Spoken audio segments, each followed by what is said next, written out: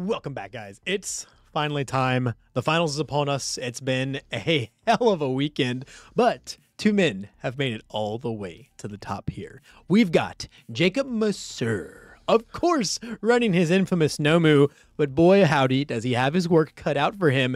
In the Rochester RLE finals, we of course have Kevin Broberg on good Momo. Could it have gone any other way? I don't know. That's a Kevin's deck is this Momo deck is just catching a lot of people off guard. Dude, it's so wild. You just don't expect, like, he could just close out games when he feels like it. Yeah, dude, the echo attacks in tandem with all of the damage pump that he's got and the training weights loops, and like this is just such an off the wall Momo deck, man. People are so used to like the good stuff life symbol piles that people have been playing, you know, be it on Toga, Momo, Overhaul, etc., etc., etc. But Kevin's taking a completely different spin on the character here on the good symbol, and he's got so much unique things going on inside of his deck. Yep. The echo attacks are for sure, you know, the star of the show, but I think what really makes this deck so off the wall is that he's combining so many engines and so many packages, right? Yeah. The Momo weapon engine itself going into the Echo engine. Double Trouble is an ally, which ties amazingly into the ally engine, which is the Command Pigeon Flock and the Friend of Animals. The Friend of Animals, of course, ties in well to the Momo weapon engine, which is the Cannon Blast, like, because, you know, commit it, do thing, right? Like, man, there's just so many different angles that this deck can take the game from. And on top of that, we're playing an action that doesn't get a lot of play. Oh my God. I am here. I am here. Literally won him the game against Scott's Tabe deck. Literally won him the game. He had 1 attacks, and then I am here found him essentially an extra 3 attacks because it found an echo move and then put another attack, a weapon attack, in the discard pile for us to grab. Like really, there's just so many things going on in this Momo deck. It's just like actually just this buffet of engines and packages and combo plays, and like it's truly a deck that only Kevin could have made. This is such a Kevin Broberg deck. Yeah, this is a deck that I think like there's some people who like to play Momo a large amount, and they're gonna be looking at this list and be like, I don't know if I can play this. Oh man, I could not pick this up and run with it. I would need like personal Kevin Broberg tutoring and mentoring to run this deck particularly just like this. And then on the other side of the table, we have, you know, as known of an entity character-wise, but a bit more of a known entity deck-wise, right? We're playing Nomu, we're playing the Earth symbol, and we're playing the good stuff, man. You know, the back alleys, the punches. We've got our little Relentless Barrage engine ready to go. Calorie counter really brought a whole new life into Nomu, right? As a surprise 5 mid for 12 that heals 2 and flips a thing. Yeah, the card's pretty darn crazy inside of our deck. Your rival's pretty much never really allowed to not block it, so it gets to do everything, right? Sure does.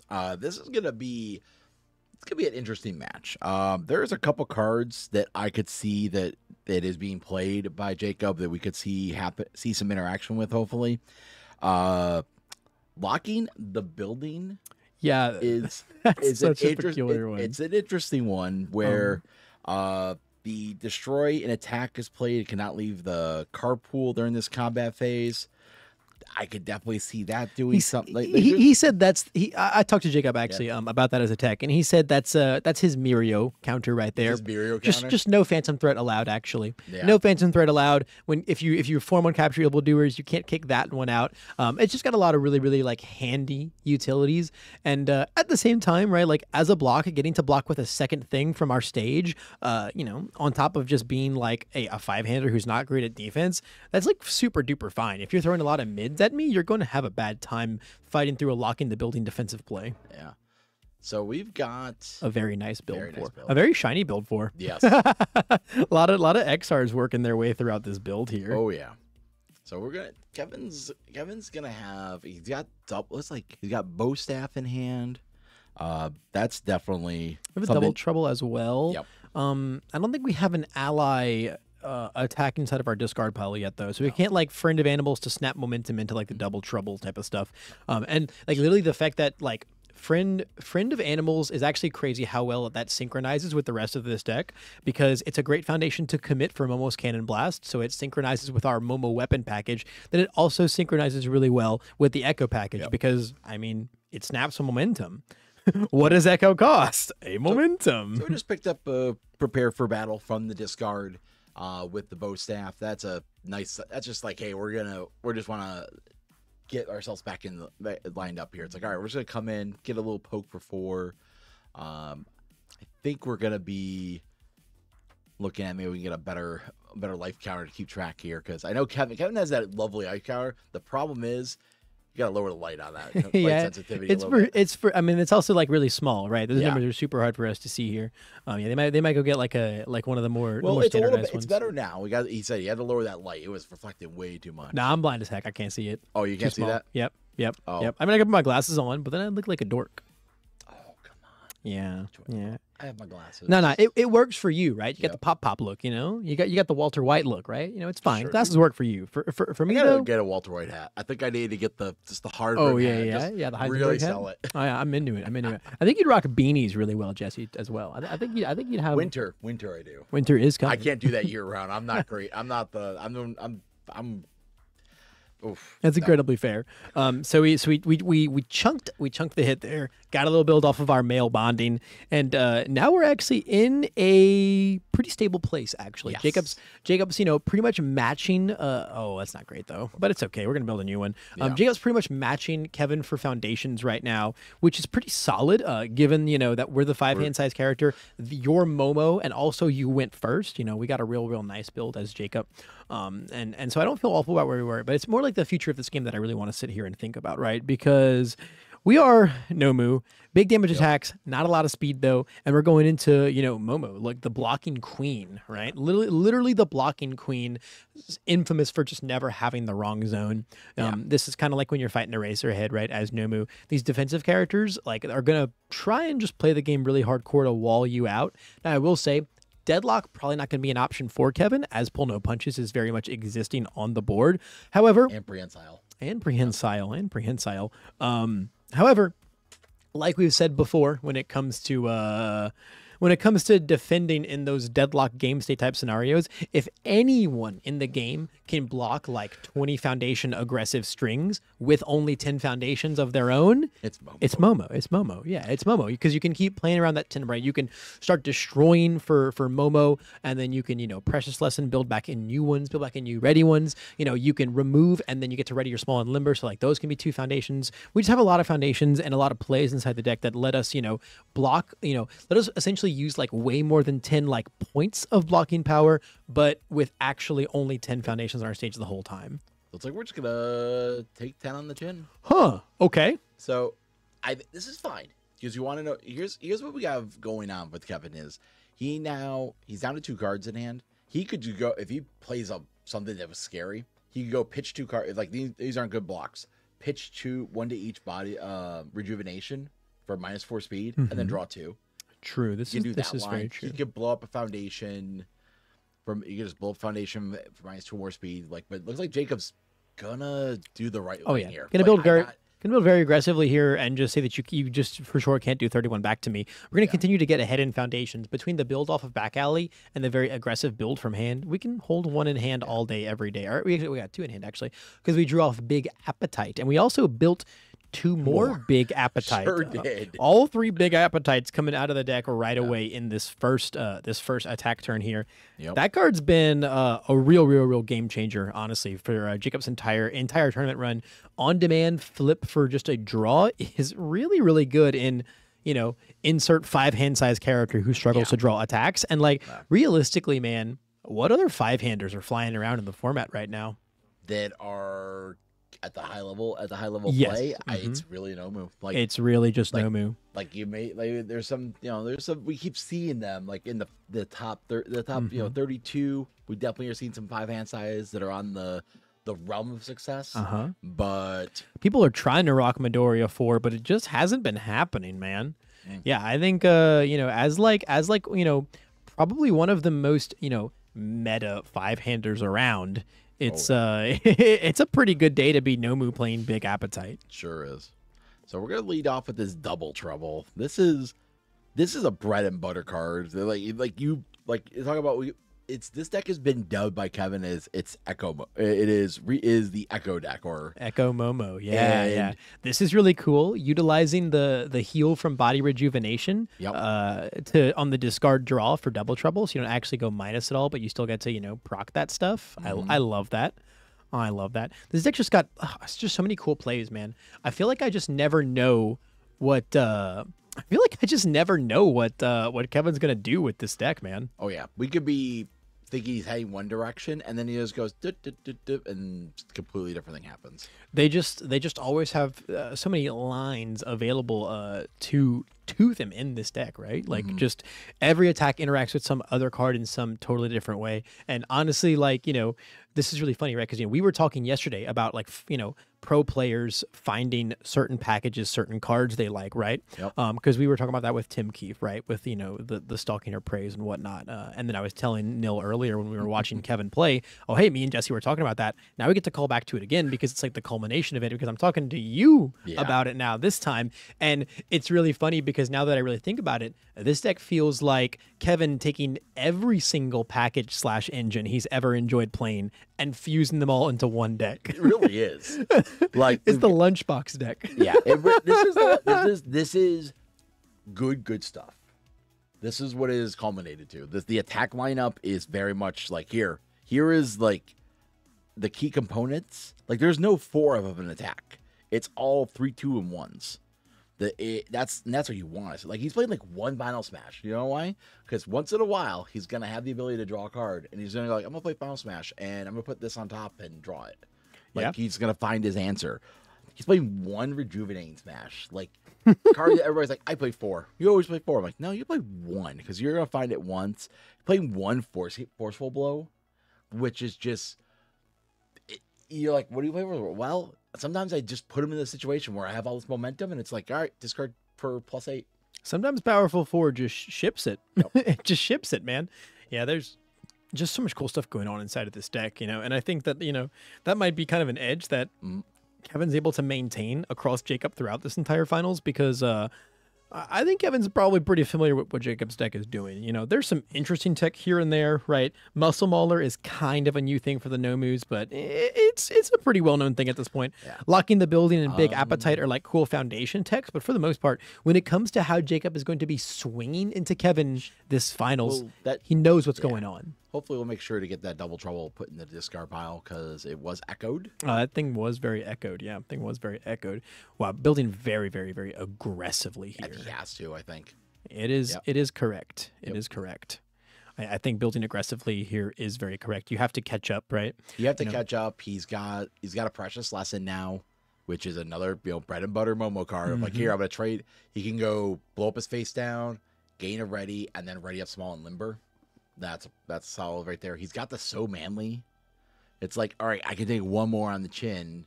Ooh, we got a little seizing back alley in the hand over here for Jacob, and we're gonna review everything. We're gonna take the time. Yep. What's the best thing it could be flipping here? Now, I think that's the only attack in Jacob's hand, but that really doesn't mean a darn thing, right? Because we can shove the back alley down, draw with back alley, draw with Chivalrous, and draw with both our Big Appetite. So we can find another 4 cards this turn if we really want to. Just depends, like, how hard we kind of want to try and go against Kevin right now.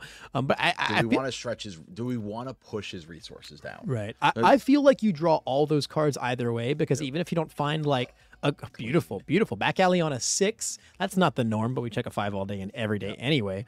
I feel like you want to draw all those cards as Jacob anyway, because even if you just find a bunch of foundations, then you just really, really aggressively build even more. Because Kevin's not going to really be sporting any insane deadlocks against us until the quick creates start coming down. Yeah. So we flip the So Manly. That seems correct. Yes. We're gonna get the Stun 2 in. All right, so we're getting the beginnings of the line here. We're like, all right, we're gonna start drawing cards. Yep, we're gonna start Big Appetiting and then just see where that takes us because there's no reason not to do those. There's no reason. So Manly, I think, is a really, really good flip here because in the event that you do kind of find your way into like a Relentless Barrage string, you don't want that combo getting clogged up. Yeah, that's a big thing here. At the same time, though, man, I mean, if Kevin just took 10 again from this, I think I'd be okay. I think I'd just be okay with that. Because then you just find, then all you have to do from there is Like, okay, Kevin, I'm gonna make you use every resource you have. Yep. And that's important. That's the big thing we're gonna see here is every resource is gonna be used. Like we're gonna go, okay, I'm gonna make you blow up something without getting a free build.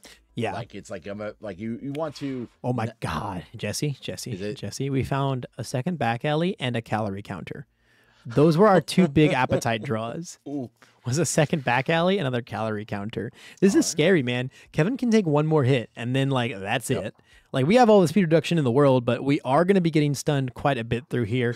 Heck, Jacob's even got a momentum. I would love to see this get EX'd. We also haven't flipped Chivalrous yet, which is a little frightening. I wouldn't flip the Chivalrous because I want to get Kevin another card. For sure. He's got cards that, like, he's got the body rejuvenations for the -2 speed. It's like, no, I don't want to give you more cards for that. Yeah, those are really good pieces right now. It would be amazing if, we could start, like, destroying those just to pressure Kevin into, like, feeling like he needs the heal. Yep, we just destroyed for the -2. Where we draw for back out. Now we're drawing for back. We're drawing for back alley. For the back alley now. It's frightening. Drawing for back alley is frightening. Also, it's very, very noteworthy right now, Jesse, that if we find one Relentless Barrage, we turn Quick to Act online. Oh. We turn Quick to Act online if we find one Relentless Barrage that we can pay 2 health on. Yep. We're going to take a little look. See, do we have a Quick Creation in there? Is there a mid-block weapon we can grab? I don't think there is. No. I don't think there is. We have a Quick Creation in hand, so we do at least have, that one Breaker 1 mid-block available to us. But, man, Jacob's got a massive, massive stage. We're going to half-block this with the UA high and say we're ready for the next back alley, but we're probably going to shove the gallery counter in first. And this should bring Kevin down to 13, right? On the half block? Yeah, so we're in 13. Here comes the calorie counter on a 3, 4. Beautiful, beautiful. So we can build down the UA. UA can then pick up allies. True. So we have Double Trouble. Yeah, it's a +3. It's not attractive, but I'm just saying there's lines. Yeah. We do have speed reduction for days here, most certainly. We have the lines. Here we go. Yep. Yeah, just gonna bringing down our UA high there. Fantastic. Yep. Yeah, I'd have you want to know what because I would have. Yeah, UA high. Kevin half blocked because he wanted this on his board. He's clearly got something in mind. Also, for Jacob, if he gets to a point like he can do at the end of his turn. He can just discard and draw. Yeah, I don't think that we saw that happen. Or sorry, draw and discard. I don't think that we saw that happen at all in Kevin's game against Corey's Shigaraki. I don't think either of them ever activated that ability. Oh, I am all because you get to see a card. Yeah, I love draw discard. So you're just like, do I want this? No. It's a free claw stopper, man. Yeah. I love that card. So we for sure have to block this, and being a 5 base speed, 3 now that we've built our block down and given it -2 speed. But this is also going to let Jacob heal a little bit and also get to flip another thing. Yep, there's the quick create. Now the question is, do we jam back alley on a 7 with Breaker 1 in play? And what do we flip? What do we flip? Honestly, passing. That makes the most sense because now his body rejuvenation. Like the discard body reduction line is like you can't refresh your hand. Yeah, it's not as open wide to us. We have a Raiding the Villain hideout in hand, right? Which is a high block. High block. That's not going to help us against back alley very much, but it depends how risky Jacob wants to go. He's got 20 health now after the heal 2 from calorie counter. So like we can do 3 Nomu activations and then still be able to block after that. So like not the worst position in the world, but I kind of wouldn't hate. I don't know. I wouldn't hate a build after this, but also like even just another move, right? If we check bad, back alley can build in 1 more and replace it. Yep. It's not going to feel the worst. And like at the end of the day, even if it just makes Kevin like remove his UA high to go grab a good block, we got a learning the standards to build, which I really, really love. I don't. You want to know why? I mean, yeah, we're against Momo, you could just go build a foundation. It's like, all right, I'll build a foundation, play this, and bring it down. Yeah, it's not as great as it normally would be, right? But it can still be like a little bit of like a pseudo breaker 1 at least. I think we're gonna do I am. We're gonna start with it's I am here time. I am here time. Coming in hot. Can we get an I am here on the screen, boys? Because holy cow, this card is so sick. This card we were literally talking about at the beginning of the round. Yep. Won Kevin the game single-handedly in game 2. It's not the damage. Not gonna do much here, but we are gonna go find something. We're gonna go find something here. Oh, I think he's ready to play. I think he's ready to play he's probably ready to play some roulette here. Oh yeah. Get the dice. Get the dice, Beavis. Yep. Yeah, this card is such an absolute blast, man. Just getting that random like, hey, I'm either going to find a really sick attack and it's going to have 3 speed on it, or alternatively, we're just going to find a really, really nice foundation or asset and then build it face up. So it looks like what occurred is Kevin went right to start of his turn, and Jacob was like, "I'd like to use the UA high." Oh yes. So they gave him a second. We essentially backpedaled for the UA high to occur, but he said it while Kevin was in the middle of drawing up. Yep. It looks like Kevin's just going for a, oh no, we're going for the old. Okay, so yeah, so we have to do this because if we IM here, we play the next one, we play the reveal one as our next form. Then we can't rejuve. So we can't rejuve if we IM here. Yep. So we have to do it this way, which probably tells me that this is just going to be a build after. I mean, because like IM here is first form, so we've already sacrificed that happening. Draw and.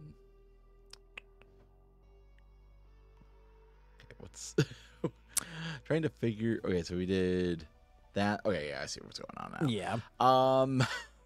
So when Kevin goes build the weights, and okay, we're gonna make this connect. You got to be a little afraid. We also have 2 momentum. Like there's a world where he can just EX. It's like we have 2 IM here's in hand. Oh my goodness.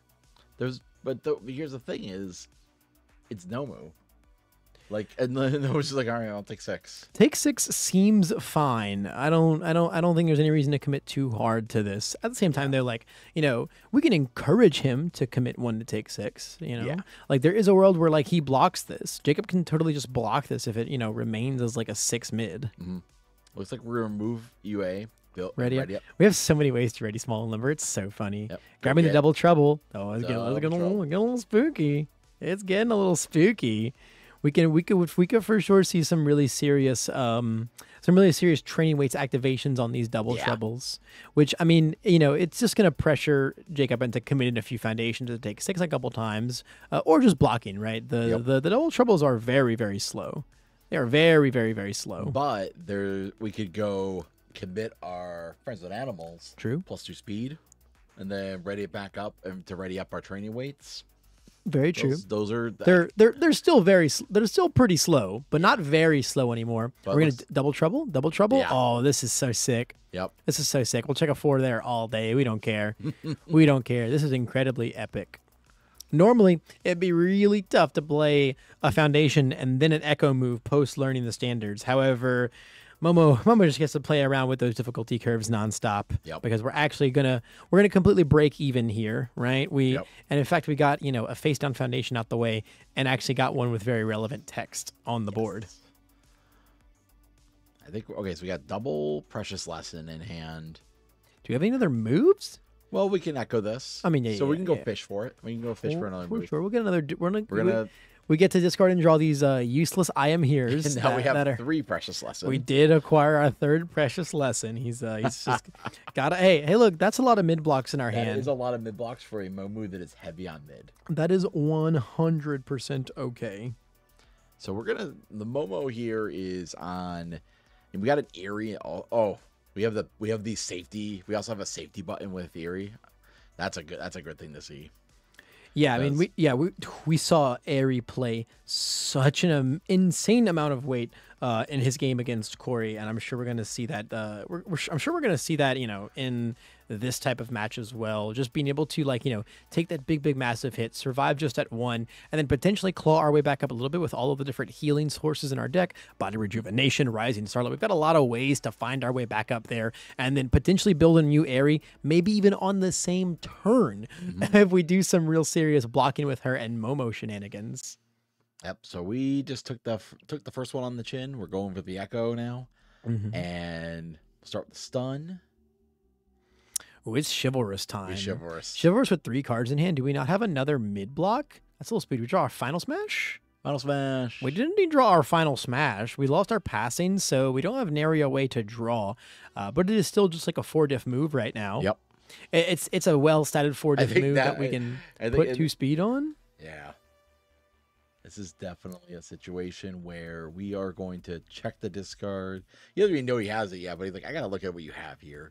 Because now is if Kevin has we're probably just keeping an eye out for like, you know, anything frightening that Kevin could go pick up, right? You know, maybe you go pick up like a twin sword slicer and you're just going to try and do a bunch more echoes. You know, maybe you go pick up a cannon blast that, you know, by all means feel free to, because I'll take 6 from it all day, every day. A bow staff could initiate some pretty sick plays, given that we have the Rising Starlet on the board. Yeah, I think like I watched Kevin's brother was playing Nomu in this event yesterday. He was. Kevin made sure he had a game up on his brother in one of the last rounds, and Kevin made sure to close out that game. He was like, "Nope, I have 4 foundations. I have enough. I can do 22." And I watched him do 22 damage on starting with 3 foundations. It was a masterclass of math occurred. Yeah. No, this deck has a really good difficulty curve, right? We're able to, you know, bring these things in, build them in, you know, replace our committed things with some ready things, and just overall just perform an insanely efficient amount of resources. Yeah, go pick up another echo move and just really start putting even more pressure on, especially with the training weights, right? We can make sure that every move is for 6, and that is really, really massive. And then, you know, once the speed from the Friends of Animals start coming in, we're really going to pressure the Nomu response on every attack. But the thing is, Jesse, we can only Nomu respond on 1 more attack. Yep. Got the block here. We blocked the barrage. I mean, we have to block eventually, unfortunately. Nomu memes aside, we do have to block eventually. 5, I mean, we do keep checking 4s. Kevin does keep checking 4s, which is not as good for Jacob as checking 3s. However, it's still a bit of an almighty equalizer. I think so right now we're coming in with the twin sword slicer. This is an attack that can do a couple of interesting things here. If we can get this to 5 speed, we can start freezing out Jacob's board, and that could be interesting. We there's a couple of things like, hey, we'll just start freezing out just to like have some control here if this doesn't line out, but because we've already got the once per turn, the once per turn active. So yeah, Jacob's got a really massive board, but at the same time, like every freeze can matter, right? It's like our win con for sure at this point is just playing a crazy relentless barrage string. Ooh, and the 3 coming down here is rough. Does 3, 4, 5, 6? We can make this. I mean, we can make this a 6-speed move really easily, but Jacob's got things to commit for days. Yeah. Does he have he needs a block. He just needs a block here. It doesn't even have to be a full block, right? Jacob's got 4 health to spare. Yep. So he can certainly like, what are we? Ooh. You double checking something? Reading Nomu in this day and age. Anyway, so we have the final smash in hand, which is failable. And that's very scary. Yeah. The final smash is quite failable here. However, at the same time, if we pass it, it's going to be a 7-speed move. I think if Jacob blocks this one, there's no shot we're getting to block the final smash as well. Maybe if we pull no punches, our own barrage to clear our card pool defensively. That might be the line that Jacob has to take to mathematically survive this turn. It's true. Like think about it, right? Logically speaking, we jammed this twin sword slicer on a 6, checked a 3, and committed out for it. We've only got 2 things ready. Kevin would not be going this 4. 2. Wow, Kevin's a destroy for 2 speed and gain 2. Yep, makes sense. Makes sense. Kevin, but like thinking about it from Jacob's perspective, right? Kevin would not be going this far if he didn't have a plan to finish things. Yeah. If he didn't, he's clearly not interested in passing back. He's not interested in passing back for sure. I was definitely not thinking actively about the shock absorption though. -2 speed, we could block 2 more moves. We could. Jacob could stop 2 more moves. He could stop this and the final smash. Sure can. I think it's there's a line here where Kevin's gonna get this. Kevin has no draw. Like it's just like I have to push the final smash through. Yes, for the finish. It's gonna be on a 7. Best case, we check a 5 and commit. I guess you would commit Momo and Body Rejuve. That way you can commit. I guess it's 2 speed either way, no matter who you leave up, Momo or the Friend of Animals. But then you can commit the Friend of Animals to ready the training weights, respond 2 speed. Either way, though, you only get to put 1 2 speed on it, so it's going to be a 7 speed move max, not a 9 speed move max. Oh my God, man, the math. We've got what 1 2 3 4 5 6 things, 6 ready foundations, and then 7 points of committal with Nomu here. If we clear, I think if we crack the pull no punches, we can block both of these moves. Depends how bad our block is. It's a quick to act. That's not a great one, but we do check a 5. Checks a 5. Checks a 5, which is going to equalize it a lot more. And then, we're going to flip that bad boy. And then final smash coming in on a 7. Don't show me a 3 on the top. No. Wow. Wow.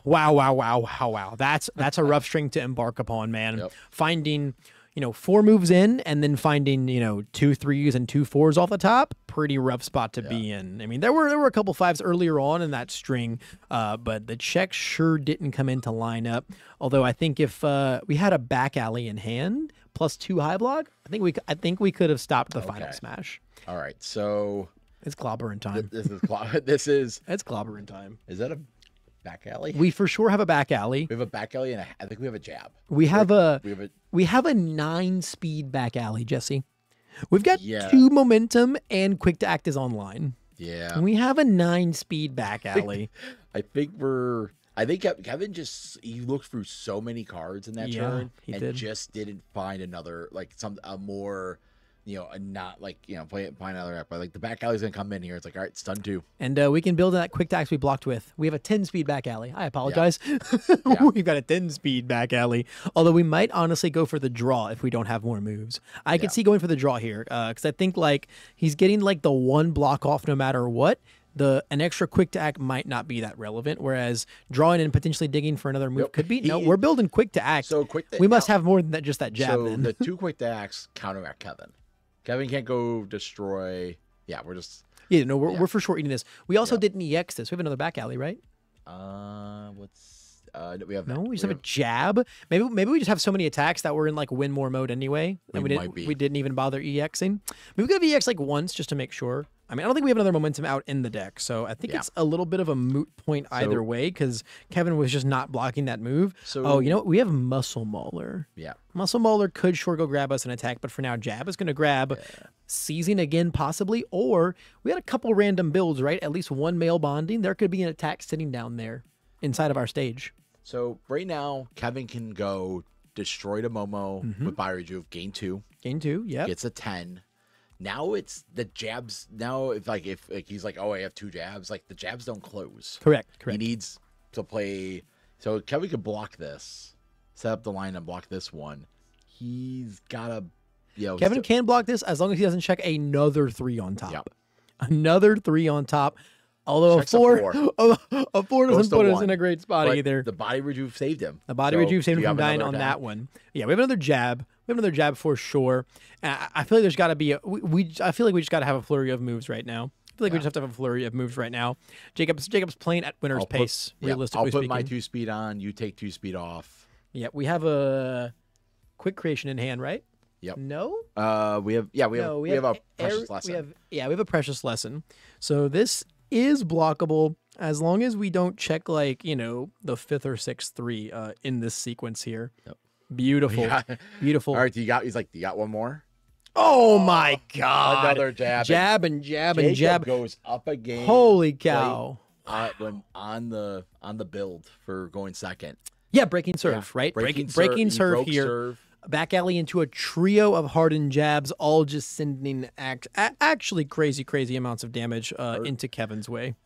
Man, is the Nomu gonna finally take down an event? Dude, if this is where Nomu finally gets his RLE win, and it's against Kevin Broberg playing Momo at Rochester's RLE, talk about being not only breaking serve going second, talk about breaking. That's breaking so many serves right there. Jacob had to get up for a second. He's I need a minute. Yep. He's holy cow, this is happening. This is happening. He needs to. It's crazy, man. You need to recenter a little bit. This is very reminiscent. Very reminiscent of our Florida RLE from earlier this year, where we watched. Oh my God, the camaraderie! Look at this, bro. Yeah. Look at this, boys. Look at those boys. He's taking a second here. This is so good, man. Oh man. Okay. So I think some people are heading out, and he wants to hey, take 2 seconds, say a quick goodbye. That makes sense. But yeah, our Florida RLE, right, where we walked into a finals with Ochako 2 on one side of the table, and then Momo on another side of the table. Once again, an incredibly aggressive 5-hander who's just known for not being able to crack through Momo's walls. And then Momo is in the hands of an incredibly skilled Momo pilot. Nathan DeWalt in that event Kevin Broberg in this event. Like, I feel like I'm watching history repeat itself. And Jesse, if history truly does repeat itself, we are going to watch Jacob completely thrash Kevin one more time and take down Nomu's first RLE victory. That'd be crazy. Oh my God. So going to the board here. Jacob's got the tech, dude. Yeah. Jacob has the tech, man. This all echo deck. Well, here's some faith shields. Here's some surprise interceptions in case I do have to half block you. You ain't going to get the momentum. He's got the spice in there. I mean, even bad guy roundup is going to be... That card says discard arrival momentum. Yeah. Against Kevin's echo deck. Like, Where it's like, okay, I partial block, play this, clear it. I'm like, oh. I mean, there's a lot of options. Jacob has a lot of options. He's gonna probably have to do a couple thought processes here. I think Jacob wants to put most of his sideboard in here. TBH. And Kevin on his side, he's got double So Manly. You'll probably see play. I think the plus ultra might have to come in. So Manly, I feel weird about because, like, yes, I know the card pool stuff is huge, but like, when you take a move against Nomu, you're taking 10 damage, right? You're taking 9 or 10 damage. And at that point, you put a card in my pool, but you took 9 damage. Yeah, I'll call the breaks there. I'll chill out and build. I don't know if that card is like insanely relevant here. Maybe the passing a torch. There's like Kevin's playing a lot of one. He's playing a pile of ones and then 2 So Manly. So it's like... Yeah. We also have another... We have what is it, our third? Yeah, our third quick creation is also in the board. I feel like we're going to bring in the extra passing and the extra quick create and the plus ultra just because they're great mid blocks. Well, passing's not a great mid block, but it does give us more cards to block with, which is great. Quick create is quick creation is a great mid block. And of course, plus ultra is the definitive mid block, right? Yes. Like we're going to see what happens. Like, Jacob's going to take his time here. He's going to review, make decisions, if what's going to go in and out. Like, Kevin, even further, he plays the no-sleeve sideboard. And I think that does have the no-sleeve sideboard. Worth the effort to swap the cards? That is, I know it sounds crazy, but there's everybody I know. It's like, is it worth my time to swap these cards? If that's what you make that helps you process that decision. This is true. This is true. Yeah, I think Jacob's got a lot more to think about for here, for sure for here, because he's just got so much more tech, right? Those 3 cards we talked about, right, that we want, Surprise Interception, Face Shield, and Bad Guy Roundup, those are the 3 cards in our sideboard. Yes. 4 Surprise, then 3 of the other 2. That is our whole 10 cards, and there's a world where Jacob might decide to bring in those entire 10 cards, Jesse. Yeah. Especially going second, you're gonna be seeing, you get to cycle through, you're gonna like dig around with your cards a bit. Having another +1 mid that can stop things going from momentum, especially on blocks. It's gonna be an interesting play here. I think he just wants to sculpt a really good opener. Going second, being a 5 high size, going second again, you just get the sculpt really well. Hey, look, if it don't work out for us, we got game 3 coming in hot. And we saw Jacob last round, like. He did when last round with Jacob, he went build 2, going second and going first against the overhaul and still got there. Wow, really? Yes. Wow. It was so unexpected. That's monumental. Yeah, I mean, again, when it comes to like being worried about his build, we watched him get a beautiful build 4 in that first game, and that was still going second. And by turn 2, he had almost twice Kevin's foundations. Obviously, Kevin spent a turn catching up build-wise, but Jacob was for sure never behind when it came to the resources. Exactly. So right now, we're probably just like, hey, we're going to take a time. Let's process those mulligans. We're going to give it a good shuffle. Kevin wants to give a good shuffle with his deck. They're probably, because you're doing the big swap out. Like, you're just going like, all right, let's make sure, let's get our paces together. And then we're going to get these mulligans going. And I am ready for game 2. We are going to get these mulligans going. Truer statement. Truer statement has never been spoken, Jesse. I cannot argue with you, man. This is getting very exciting, ladies and gentlemen out there. We have Kevin Broberg down a game right now against Jacob Masur, the literal Nomu guy, fighting for his life right now. Kevin has the beginning of this match was like, Jacob's got the uphill battle, right? Yep. But now being down a game, Kevin has the literal uphill battle. He's got to sweat this one out for 2 more matches.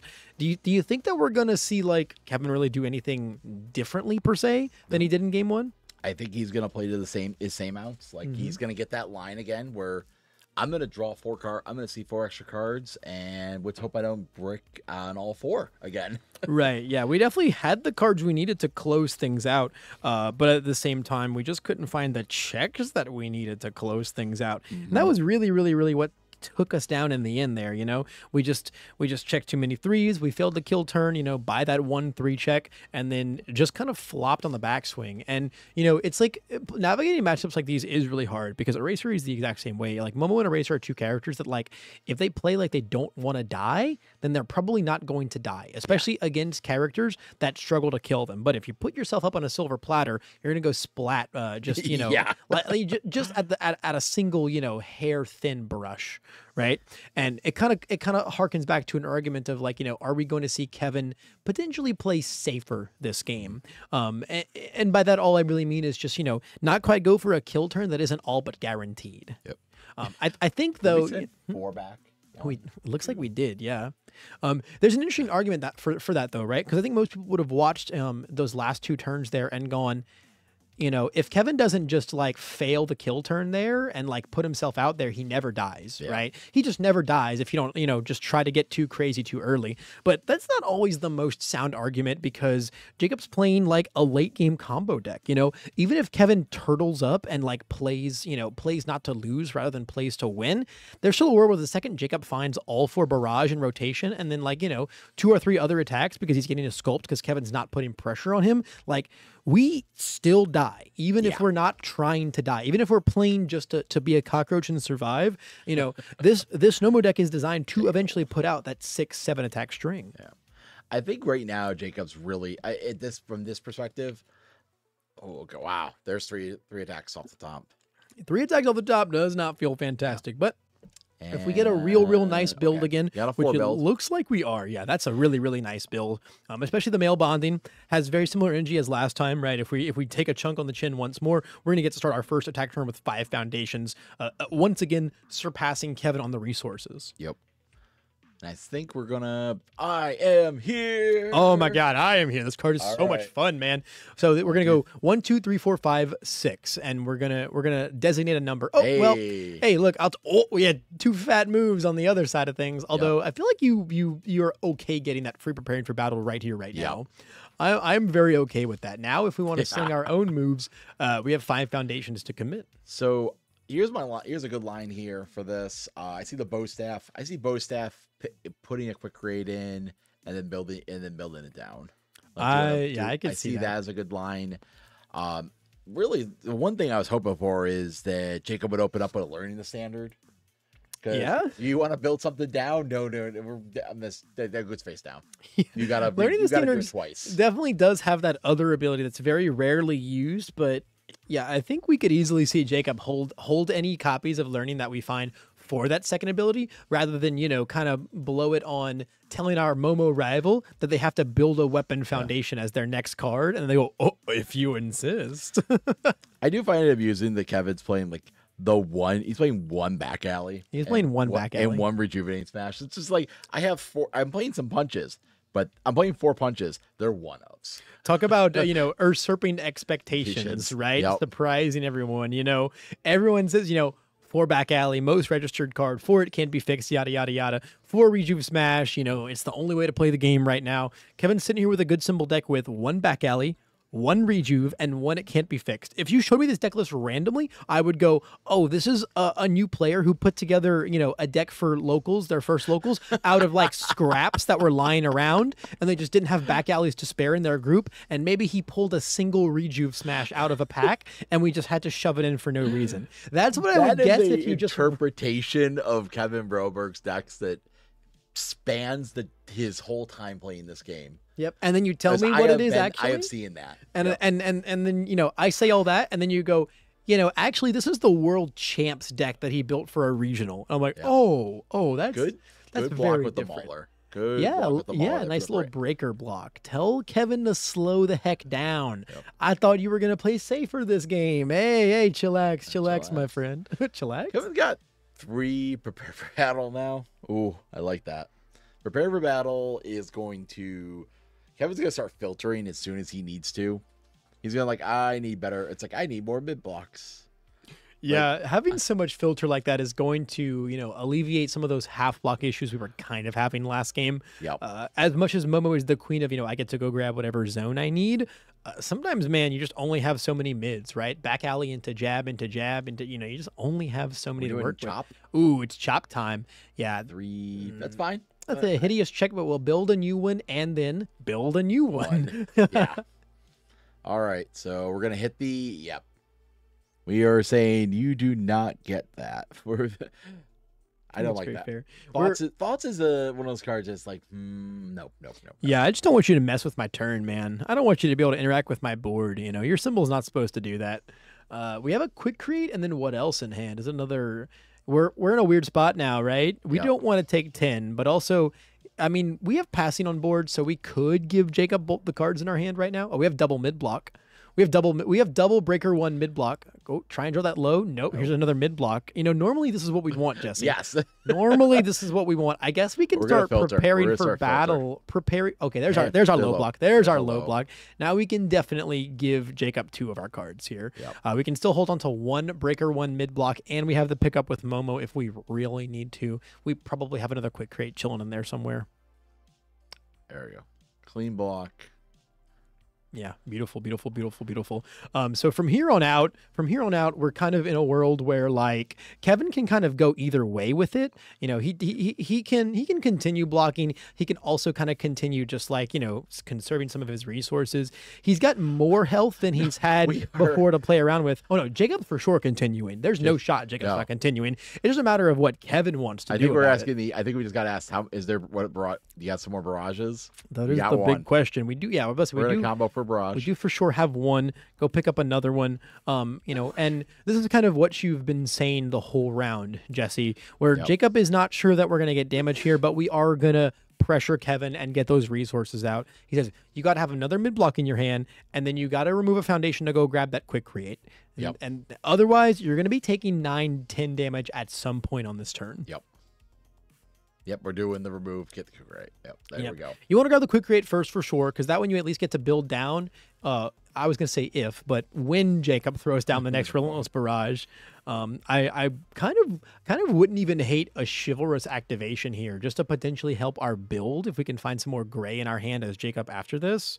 Like Kevin, he's already showing you that he's got the mid block, right? Although maybe you see him go pick up the mid right now and you say, oh, so your one in hand isn't a mid. He's got 2 mids. He's got the... He does. He's the evildoers. Yeah. We just want to remove and grab this one first because we get to build it down and make sure that we do get, all 3 of these blocks successfully off. So we're gonna. So it was like we got the breaker. Maybe we just pass. I think you could just chill out here. Hold your barrage. Hold the barrage and just build, and then don't give him the quick create. Don't give him the quick create. Absolutely not. No, I think that's fine.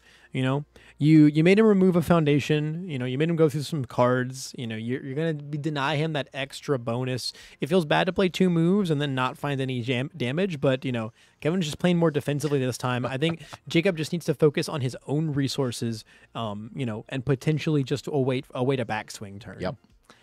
Yeah, I think he's gonna build. I think you go build tail. I agree. I think you just go build tail and then build tail pass, because then you can immediately kick Kevin's momentum. Yep. So he leads with an echo attack. You're like, no. I do like that a lot. I mean, he does have the capture evildoers in hand, but we're not taking momentum, right? Yeah. So that the enhance to get momentum isn't going to help whatsoever. Well, we sure could have jammed it. There was another great check waiting on top, but it wasn't great. It wasn't so great after that. I think that's here's the thing is, for Jacob playing Nomu for so long, I think that was the right play. There was no why keep going. It's like, all right, none of this got anywhere. I don't want to give you quick create. I want to make you have to earn to get it back. And now we're just like, I think Kevin has some pigeon flocks. I think we're checking our allies. We're gonna be checking some stuff. We're looking around here. It's like, what's in the yard? He's got options for sure. Yes. Kevin probably wants to not get too crazy this turn. It's a weird spot to be in where, right, you have, this 6 foundation stage, this 8 foundation stage. You can't get too much crazier with it. Like Kevin can't just go build 5 pass, right? He can't go into deadlock against the double prehensile tail. So he does have to keep attacking and keep applying pressure and keep recycling the 10 foundations that he is allowed to have all around the place. I did not know raiding the villain hideout was an ally. Yeah. Now I know. Yeah. That's, I was like, where's that coming from? Oh. That's actually how he won against Corey Nelson's Shigaraki. He needed 9 damage to kill, and he threw out a command pigeon flock, built-in raiding, got 2 damage, and then quick created to put something in to get 2 damage. It was pretty beautiful. It was pretty beautiful. There again, just so many different lines that this deck has, right? And then raiding the villain hideout is part of the ally package, but also ties in beautifully because it discards a card, which is what Momo wants to do, right? You get to interact with the top card of your discard pile a lot thanks to quick create. So it's that target discard when you need that, and it's that discard in case you need to get a body rejuve out of your hand and do some healing. Yep, like we're taking again, gonna take 5 here. Yeah. I think it's fine to take 5 here. You don't want to give up the barrage in your hand, so you kind of want to just relax. Eating damage is okay, right? Like we're Nomu. We have health to spend for days. Looks like we're gonna play the double trouble. Oh yeah, for sure play the double trouble. Unfortunate. Yeah, unfortunate check, but I think now it's like, all right, well, I guess I'm gonna get prehensile. I guess I'm going to get your prehensile tail flipped. I mean, Jacob's not sitting on any momentum of his own, right? Oh, it looks like we're not. I mean, yes, we don't have to snap flip it, right? The echo is later on. Oh no, are we just taking it? Did we just? I think we just took it. We're not worried about prehensile tail. Interesting. I think we're just not worried about this. I think this is not the. Maybe we're just like. Yeah, I mean we're not worried about double trouble, so we're not worried about using prehensile tail. We're just down to let Kevin echo. I think we're just down to let him hey bud, I dare you to check another 3. Offer yourself up to me once more for the Nomu backswing. And Kevin's like, no. I checked my 1/3 of the turn. I'm not going to give myself any more chances to get screwed by that. We're going to pass here. And once again, hold 2 breaker 1 mid blocks and kind of relax. Ooh, calorie counter. Double jab. Calorie counter, jab is a hell of a 3 cards to have in the hand right now. Yeah, we're just like, here we go, jab time. Yeah, I don't think. Yeah, it's jab time. I don't think we care what Kevin's holding on to. With all those cards in hand, with Momo on standby, with passing the torch on the board. Another reckless barrage in the yard. Yeah, another relentless down there. This might be the turn. Yeah. This might be the turn where Jacob really goes for it. I mean, he's got 13 health, not a lot to spare, especially against Kevin's deck that's like sending a whole lot of repeated moves, stringing out a whole lot of moves. I think I want to eat Kevin's board. I want to make him blow up as much as possible. Yes. I think that's actually the way you get ahead here as Jacob, not by trying to outbuild Kevin, but by attacking him so much that he's forced to keep destroying his own foundations. Yeah, I could see Kevin like raiding the villain hideout for +1 to my +1 to his checks, just to if he really gets to late in this turn, it's like, okay, +1 in, and we're like, all right, get the first block in though. We're gonna start the quick create.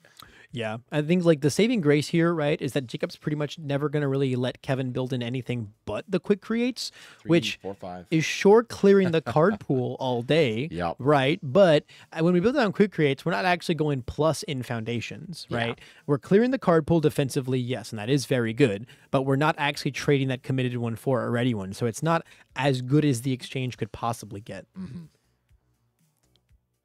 It's like, all right, +2 speed and back to printed. Back to printed. Although the flip here from the calorie counter could be very large. Flipping passing, really going to put the pressure on Kevin. Is probably the plan here. It's like you have to block the we're gonna all right, we're gonna use it now. Yeah, we're just like, all right, use it now. We drew a steady group leader. We drew a high block, right? Steady group is a high block. Yeah, high block.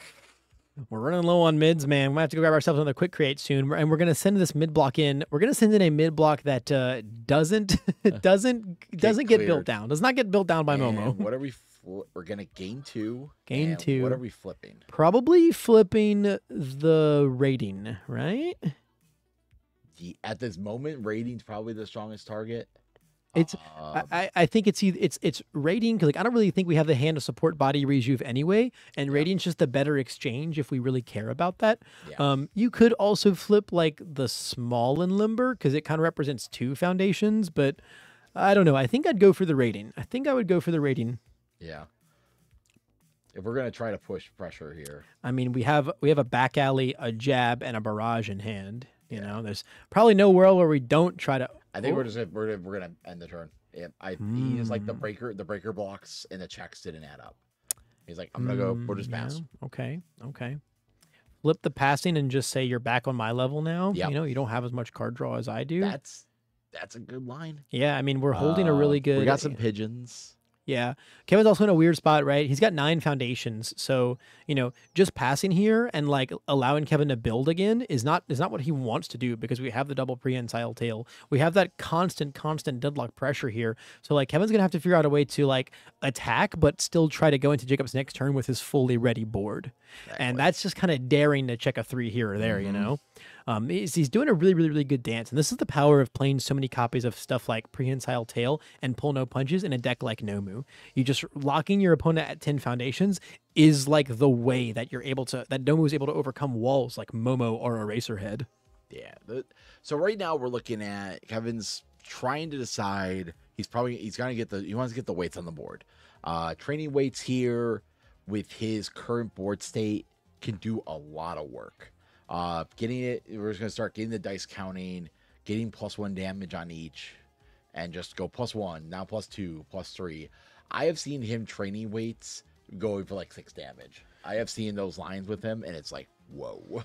There's a potential, but unless we can back that up with like some stun or something, we're just going to be able to take 6, you know, at least twice, right? Yeah. Jacob's going to be able to take 6 at least twice.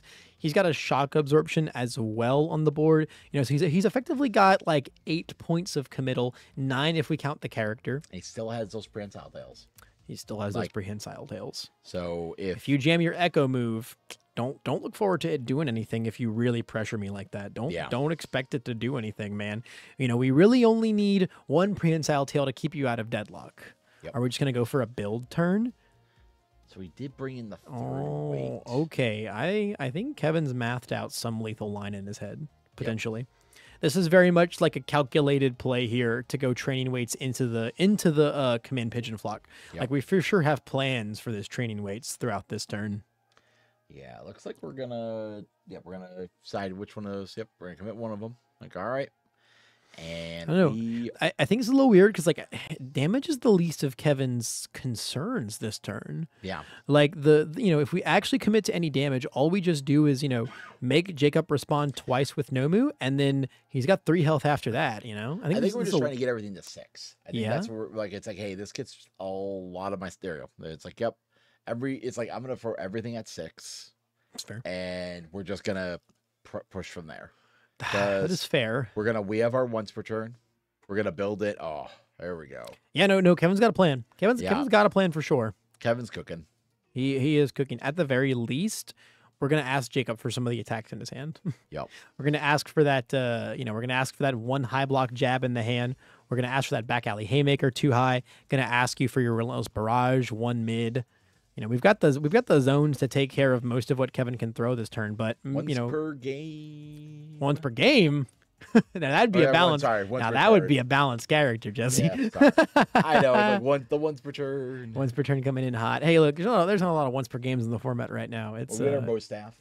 Yeah, bow staff opens up a lot of plays this turn. Yes. The question is, are they game-winning plays? Are they plays that are going to let Kevin bring this to a Game 3 scenario?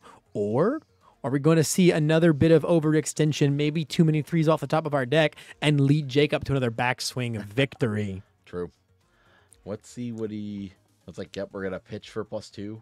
Now we're in pester mode. Yeah, I mean, now we're in pressure mode, actually. I think this is us pumping up the gas, doing exactly what you said, Jesse, and making every move at least 6 damage minimum. We are going to just start telling Jacob he's got to start committing his foundations if he wants to use Nomu here. I think we're gonna Nomu the first one. Nomu the first one makes sense. Get the value out of your shock absorption. Yeah, you're gonna. He says, if you want these attacks out of my hand, man, you're gonna have to really, really, really hurt me. Yep. As Nomu here, I'm gonna go to 9 health all day. I just don't even care.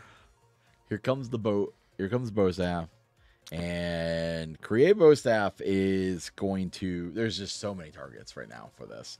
Like it could go put some. It could go. He's gonna definitely put something in. Yep, we're gonna go 2 damage. Put it. We're going to start this off solid 2 damage. And he's just saying, give me your relentless barrage. Right? Yeah. This thing is so unassuming, but we can make it a big enough damage to stop another Nomu response from happening. Heck, we can make it lethal if we actually want to. No, not quite. Not quite exactly. We can make it 8 if we want to. But at the same time, that's probably more than enough to actually force Jacob to give us a block here. Which, if we can get the barrage out of his hand, there should be what, two more in our relatively small deck. Yep. I mean, he could for sure find another one, and I mean, you gotta do what you gotta do to survive. You know, this is kind of just the I think Kevin's starting to do the I might have to start fishing line. Yeah, he's gonna start. He might like it's like, all right, I gotta, because he doesn't have an attack in hand. He's got triple preparing for battle though, so like if he wants to dig for lethal, he can. But I also think that if he just like builds one after this and focuses on defense, he's gonna be good through the next turn. Oh yeah. He's still at full health, mind you, right? He's at full health. I think we want to get I think if anything, we want to get that Eerie on the board. Oh, I think you got to get the passing on the board. We need some card draw. Although, if we build the passing, that's down 1 mid block. So, like, you know. Like, we could build passing. It's a pick your poison. So, we could go build passing, build Eerie. Build passing, build Eerie. Block with the... Well, the UA high is not really... We have grabbed UA high off of our bow staff. Yeah, I guess, you know, I mean, this does say that we get to go grab... Plus 2 speed. Yeah? We're going to block this. We're definitely going to block this. Yeah. Jacob is definitely going to block this. We have a surprise interception in the hand? Nuts. Nice. Nuts. The gorgeous +1 mid block. Don't even have to give you my barrage yet. I get to hang on to my relentless barrage. Oh, this is really scary now. On a 4... Now this UA high is sitting in our hand as a high block doing nothing for us.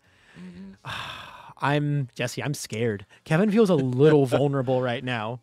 Kevin, if he draws a seizing for that passing a torch, there's a line to close. There's a time to close this out. There's a possibility here. We have back alley jab barrage, right? Yep. I think we drew 2 foundations, I think, but that is okay. I think back alley with the limber committed currently. That's a good start, because now we're just like, oh, we're getting 2 foundations out of this. We're gonna get 2 other foundations that aren't readyable. Yeah. No, I mean it's a very, very good start.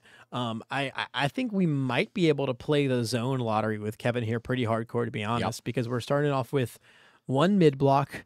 I mean, we have a lot of preparing for battles and a passing the torch to go and dig 4 more cards. But, you know, those are all resources we have to commit. Yep. I think we're going to have to, we might even pressure to use like our raiding the villain hideout this turn, if anything.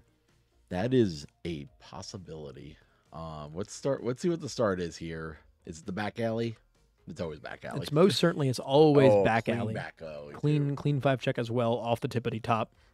I think if anything slows down Jacob at this point, it's not Kevin's defense. It's going to be Jacob's own checks. Yep. Right? Because we don't have a massive stage, right? We have like, what, 4, 5, 6, 7, 8 foundations? Yep. That we could have 9 after this back alley build, which I'm sure is what's going to happen.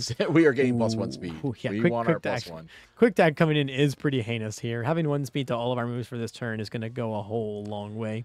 We've got a chivalrous as well, although... Given all of the, I don't know if we're gonna fire that at all this turn as Jacob, because like we have our string already, we have our 5, 6 attacks already.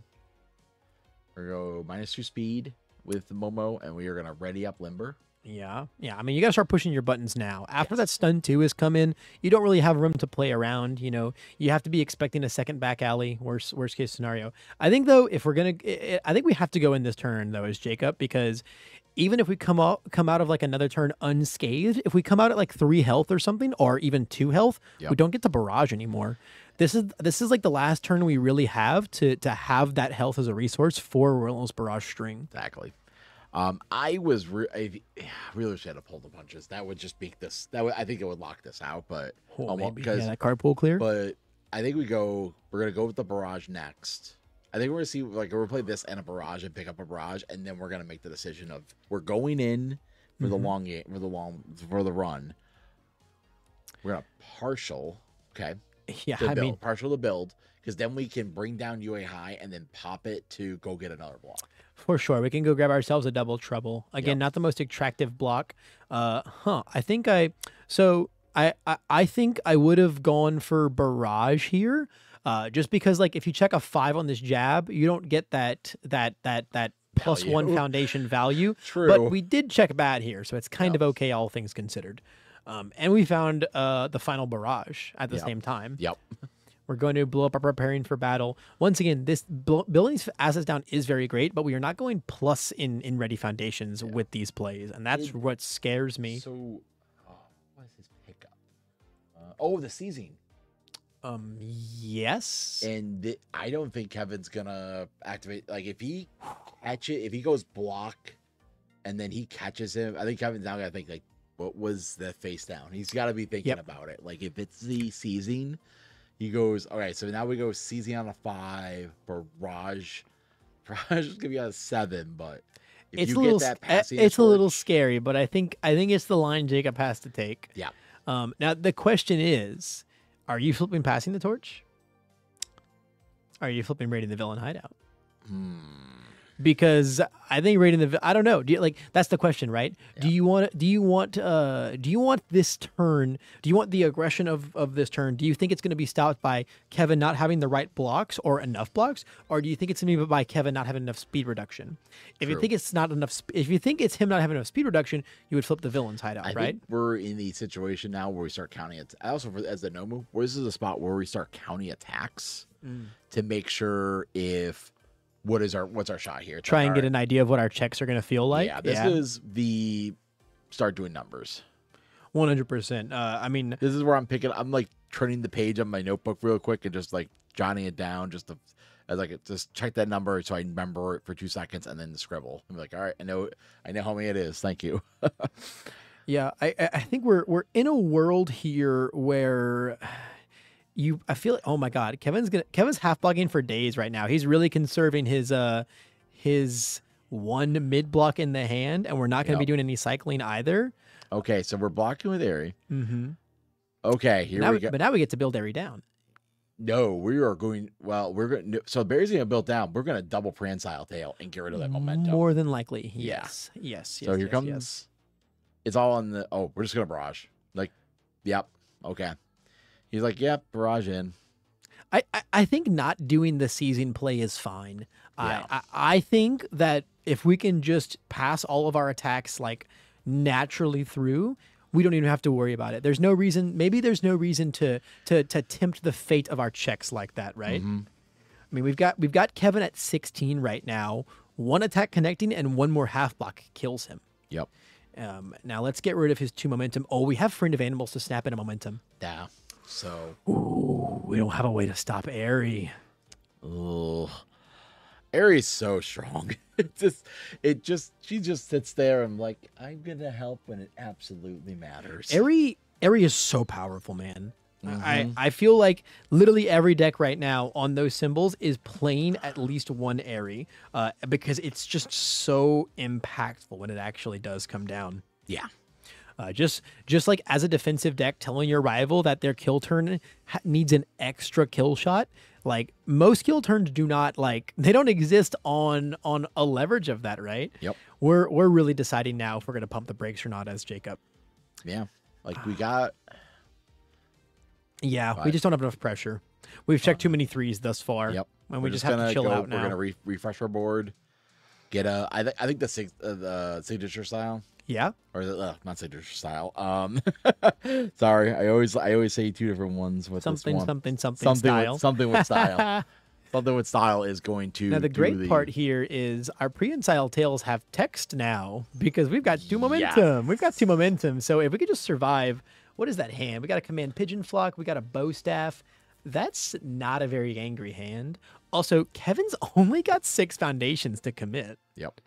He's only got 6 foundations to commit. He's got a lot of assets, though. and this is true. And Jacob's at 7. So we do have 1 free, this doesn't kill me even though it should button, right? Yep. We have that one singular Nomu response that is allowed to us, right? Yep. Our own pseudo-Airy. Commit a foundation for Airy. Yep. I'll go to 1. Yep, I go to 1. Do I have, now it's, he also has double chevauchés for the draws. That's true. If we just really need to fish for those right blocks. If we get stunned, we have somewhat style. We also have somewhat style counting as Yeah, we do only have one One short. I thought it was double. I thought it was like, nope, that's surprise. I was like, nope, that's not it. Nah, and yeah, the somewhat style though could be so relevant. Essentially being the equivalent of 2 foundations this turn if we've got to ready it. I don't feel awful about the spot Jacob's in. No, I don't. Not at all. I think though, you got to try and throw some moves and put a little bit of pressure on him right here. It's honestly, man, Jesse, it's honestly crazy to watch Kevin be on the back foot as Momo against Nomu practically this entire round so far, and with him going first both games. Yeah. I mean, I'm scared of, like, I'm actually, here's the thing is, like, a 5-hand size, getting to sculpt their first hand is a lot. No, it's a lot of lines. That's why Yu Hojo is an actual character. Yep. So we're going to be able to fish. So we can fish for double trouble here. Yep. Do you think we see the double prehensile tail come in? Oh, yep, there it is. Oh, no, picking up our own. Grabbing our jab. That's our one high block against this against this high attack. Yeah, man, that feels fantastic. That feels fantastic. You could commit the double prehensile tail to get, Kevin's 2 momentum gone, and then hey, if you want to echo that, you have to use your Friend of Animals. But like the Friend of Animals is playable while committed, so I don't think it's really a big deal. I could definitely see a line where it does stop him from having enough momentum for that and airy though. Yep. But I think we're just grabbing them both back. We're like, hey, I'm gonna grab my ball. I'm gonna grab these back. I love it. Because now he's just like, oh, it's like, well, you capture you. There's no. You're playing capture evil doer. I'm like, I think he wants a full hand. He wants to have all of his options. Yeah, I just don't care. You can have all the momentum you want, Kevin. I'm gonna kill you through airy. That's the plan. I'm gonna kill you through airy. With the pull no punches. Oh my god. I love it. My god. Commit sig style.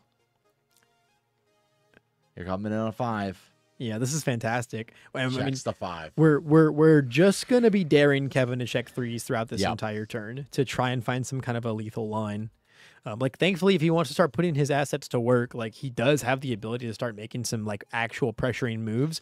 But like Jacob's got blocking capabilities. We're like we can somewhat style here for sure. What's in the bin? Yeah. What's in our little pseudo second hand because there are 4 hardened jabs inside of our deck. Yeah. We've got 5 points of foundation committal power right now.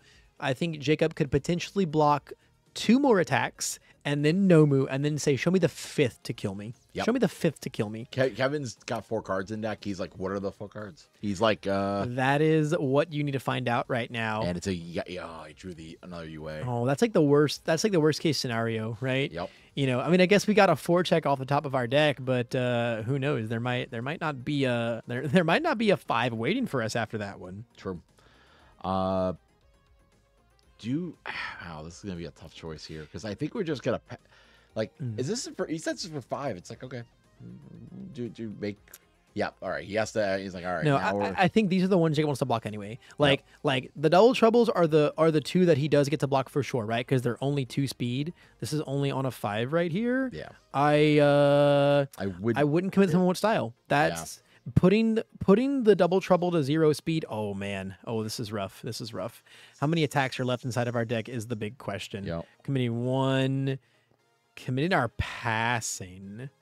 We do have a training weights. So we are able to put speed on. We are able to put some speed with the Friend of Animals. We're thinking about this for a second. Okay.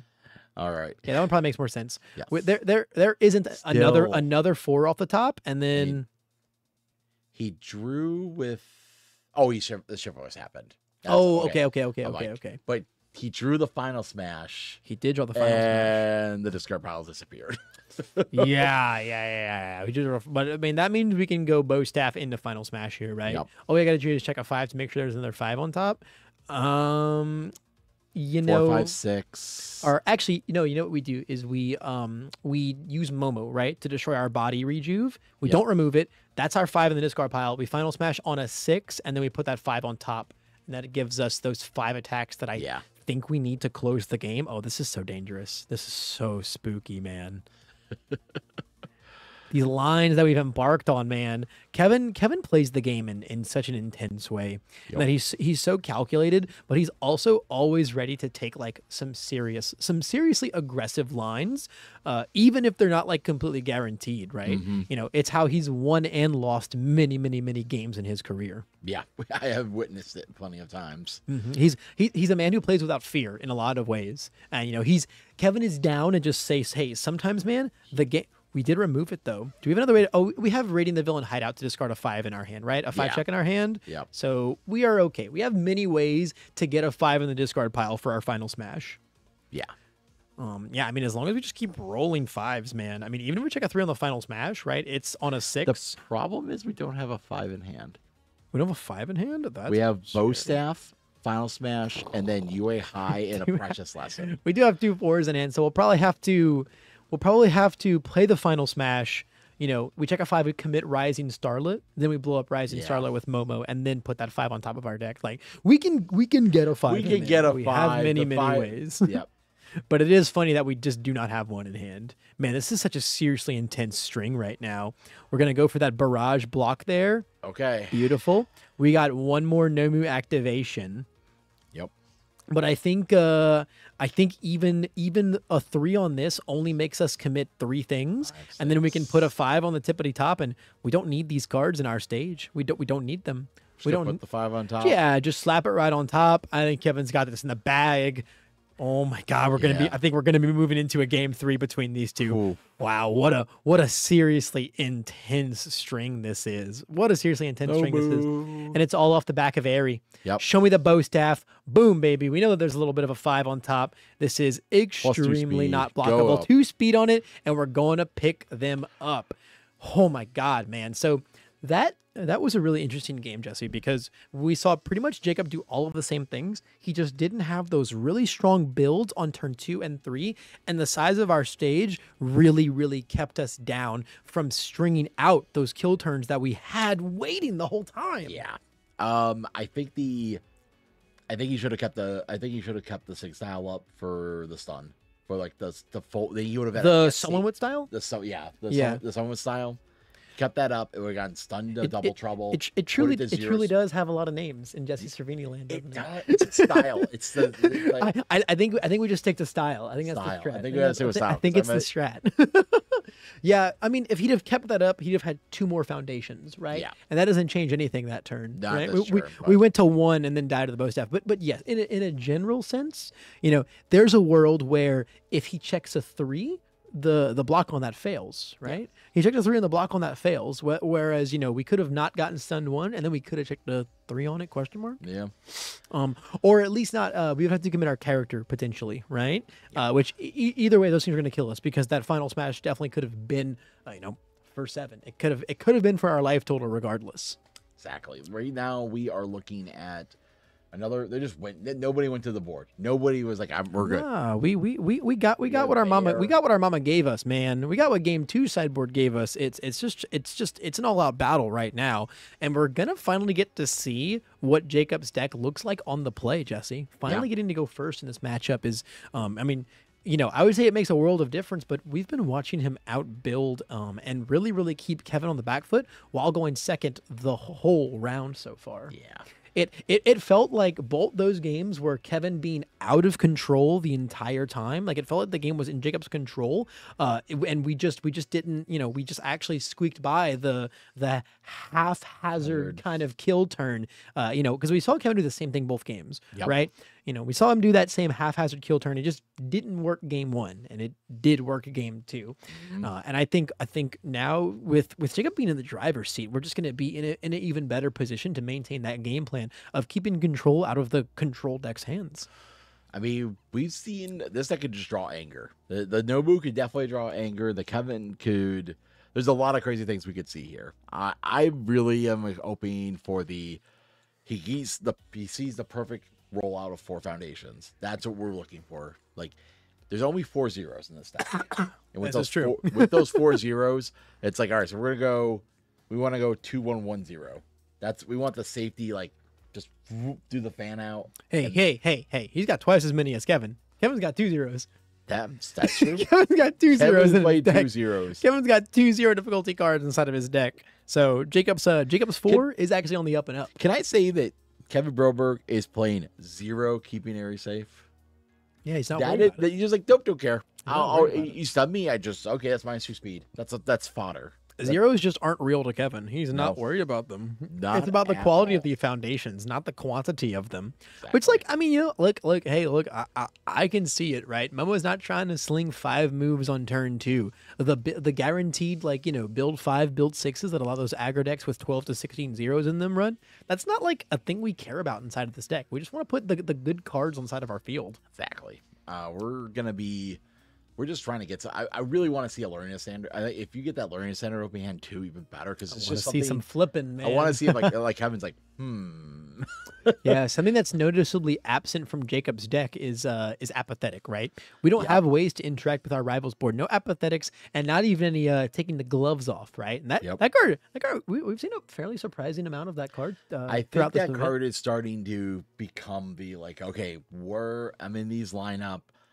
I need to control something, and I'm like, oh, I'm playing a lot of stun. I'm like this, like it's just people like I gotta stun the junk, but some of this these spams that I have are gonna be the things that are like power. Like, oh, if I commit my tight lipped, sure. Now it's you're out. You're tight lipped.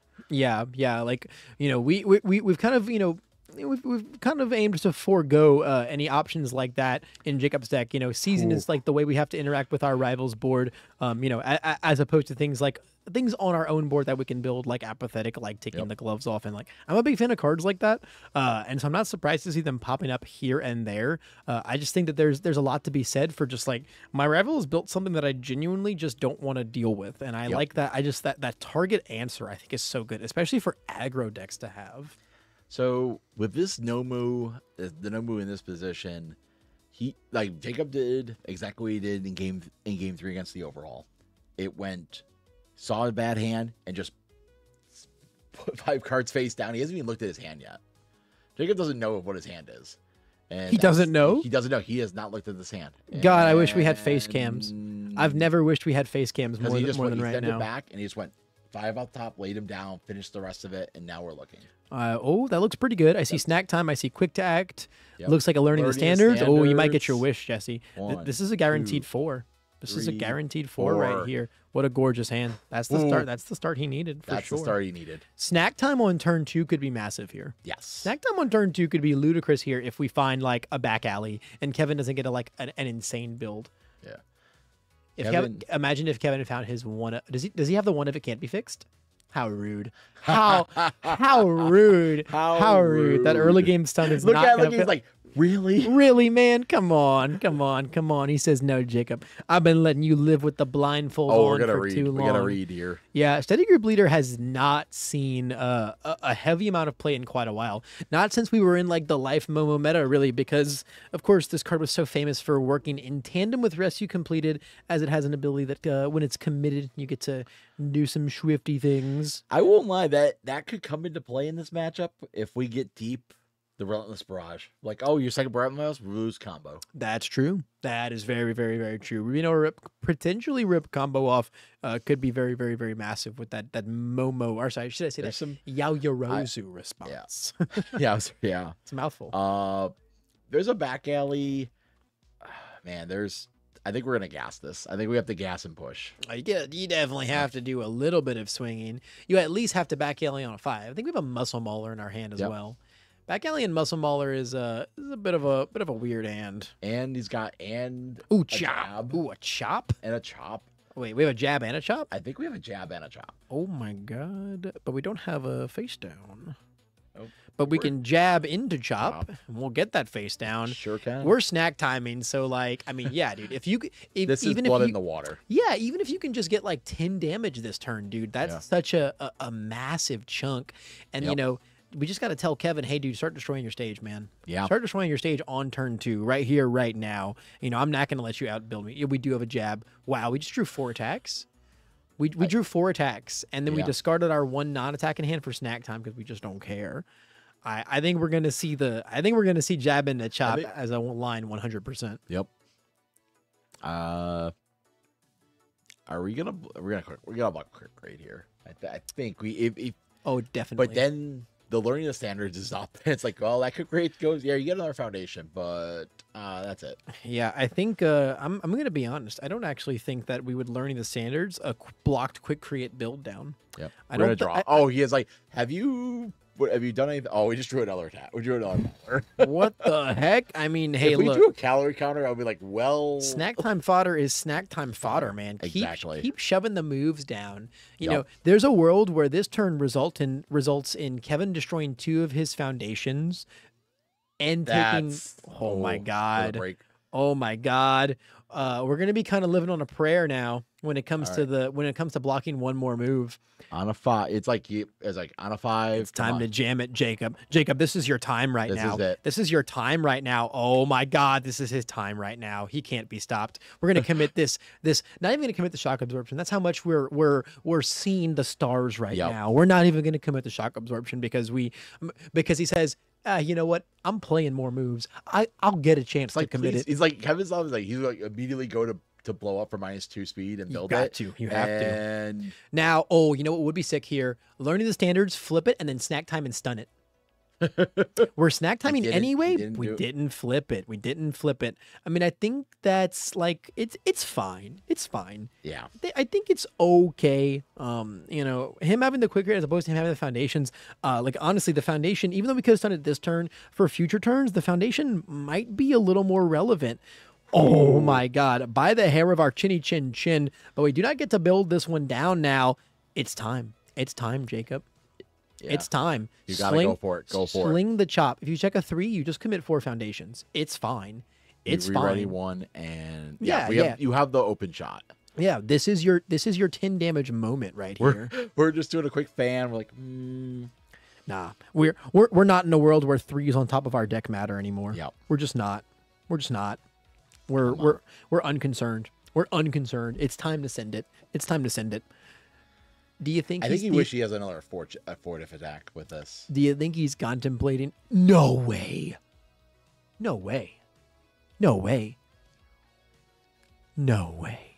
Jesse. Fear? Jesse. I don't know. Second guess. I don't know, man. That was 10 free damage. Yep. It's I am here time. All right, right over the ball. Kevin plays 3 copies of this card, right? Yep, 3 of them. Oh my god. I love it. I love it, man. It finds your pokes. It makes things scary. The 3 speed is pretty massive. Dramatic reveal. I mean, hey, this is a 7 mid bow staff. Yep. I like it. 7 mid bow staff. God, I don't know, man. I'm still lamenting not jamming that chop. Yep. I mean, we're gonna have it for next turn now. And like Kevin's, it's a great attack to have for next turn, right? Because Kevin's in a spot where, you know, he's got to build really aggressively this turn because he does not have foundations on his board, but he's also got to conserve cards in hand. And if we see him being a little greedy with his cards in hand, and, you know, really, really hardcore building, that chop is going to put in potentially as much work on our following turn as it did that turn. But man, I still feel like him being down a 10 damage chunk of life just would recontextualize how he can play the entire rest of the game. Yep. Kevin's going to get a foundation here. He's like, I am going to value. I just need to get like. He's just gonna build. He's gonna start building out. Correct. He's got to build really, really wide right now. You know, he's already below foundations right now when it comes to his rival. He's got to build hard, but also try and maintain, you know, cards and block sounds. Oh man, that's rough. Commit the passing. Yeah, you can't afford to commit it to draw anyway, so might as well commit it right now to build. All right, got 3 on the board. Are we have momentum. We have a low block in hand, and what else? Is that Final Smash in our hand? Yeah. That's a +1 mid block. Yeah, that's +1 mid. That's attractive. But I mean, lead with chop feels pretty fantastic here. You don't really get any value out of the destroy if you check well, but just telling him that he's going to start 2 cards down, I think, is really good. This is so fine. This is fine. This is so fine. Resetting one of these bad boys, and then from there on out, you know, we can start snack timing if we feel the need to. It just depends how crazy I think Jacob wants to get this turn. Yeah. It's like, yeah, you want to block this? I think the real reason I think we super duper should have set the chop last turn is it not only would have dealt 10 damage, but it would be momentum we could pick up this turn with our muscle mauler. Yeah. Our muscle mauler is now still sitting here, not doing a whole lot. Yeah. Brayton, this is the line of I think we're just gonna pass her still. It's like, hey, if we're just gonna, you got anything? He's just in the tank about the snack time. Yep. very in the tank about the snack time. Wants to kind of see how Kevin reacts. We do have that low block in hand, so like we can block this, discard one, because we have 3 in hand. Yeah, we would block this, discard one, and then do we have 2 final smashes in hand? Yes. Oh, okay. That's a pretty good hand to have, all things considered. We can block this with the low block, discard one of the final smashes, hang on to a +1 mid, and still have the Momo pick up, and maybe not have to rip apart our stage too much to at least get those 2 blocks off. And I think asking Jacob to play a 3rd attack this turn might be a little generous given the circumstances. Yeah. And we discarded one of the smashes. Okay. And Jacob's got to feel weird seeing him discard a +1 mid block and go, huh, I guess you got another one, huh? Yeah. It was like, what world do you discard anything else right there, right? You got to either have another final smash or like, a quick create mid block or a capture evildoers mid block. One of those ones with breaker on it. What's really getting Jacob is Evan has all these breaker 1 blocks. He does. And they are throwing Jacob, like they are definitely, every time they happen, they are pushing Jacob off of like, okay, this is -1. Like he does the map. He's kind of like, I think I'm gonna stop here. Yeah. And it's if that chop, I think if the chop had come in, done the 10, we'd be in a difference. We talking. I agree, because we could have muscle mullered into chop there, like, maybe been a better string. I think, you said that these breaker ones been throwing Jacob off. I think Jacob's been playing really well into them so far. Like they're clearly messing up his kill turns, but he's adapting very well into that. That looks like a very gray hand. That is probably what we want, TBH. Yeah. Like they've been throwing Jacob off for sure, but at the same time, I think he's been playing around them very well as far as like knowing when to pull the brakes and when to pump the gas. I genuinely think the chop on that first attack turn was the first time he's pulled the brakes, and I didn't agree with it. Otherwise, I think he's been playing flawlessly, and like him not chopping there is not even an incorrect thing. It's just it was a risk I think was worth taking. But at the same time, maybe the future of the game will pan out differently. All right, so we're gonna get some builds in here. Build our high blocks that we don't care about. Yeah, it's like high blocks, mids. We have a mid, a low. We want to build that passing so bad, but I don't think that we're allowed to. Yeah, I think holding a mid and a high here is fine. Oh, we drew a capture evildoers off of the UA high. Yep. Oh, that's a huge draw right there. Now I think Jacob just has to build again this turn now. Which is like kind of okay. We do at least have a snack time to kind of make sure that, just to kind of make sure that we can put that really, really serious deadlock pressure on. Yeah. But we're coming in swinging. Yep. Chop is gonna throw down and just try and ask for 2 cards once more. Right now though, right? Like we actually have a bunch of committed foundations, so we're actually able to use stuff like our passing the torches and our preparing for battles. We're actually in a position right now where we can use our commit to draw a card, draw power, because our stage isn't being nearly as pressured. So this chop is gonna start to feel like it has diminishing values as this game goes on. Is it double muscle mauler? Our poor no momentum self, man. Yeah. Did we get the chop in now? Yeah. Did we just take 10? I took 8. Right, because we quick created.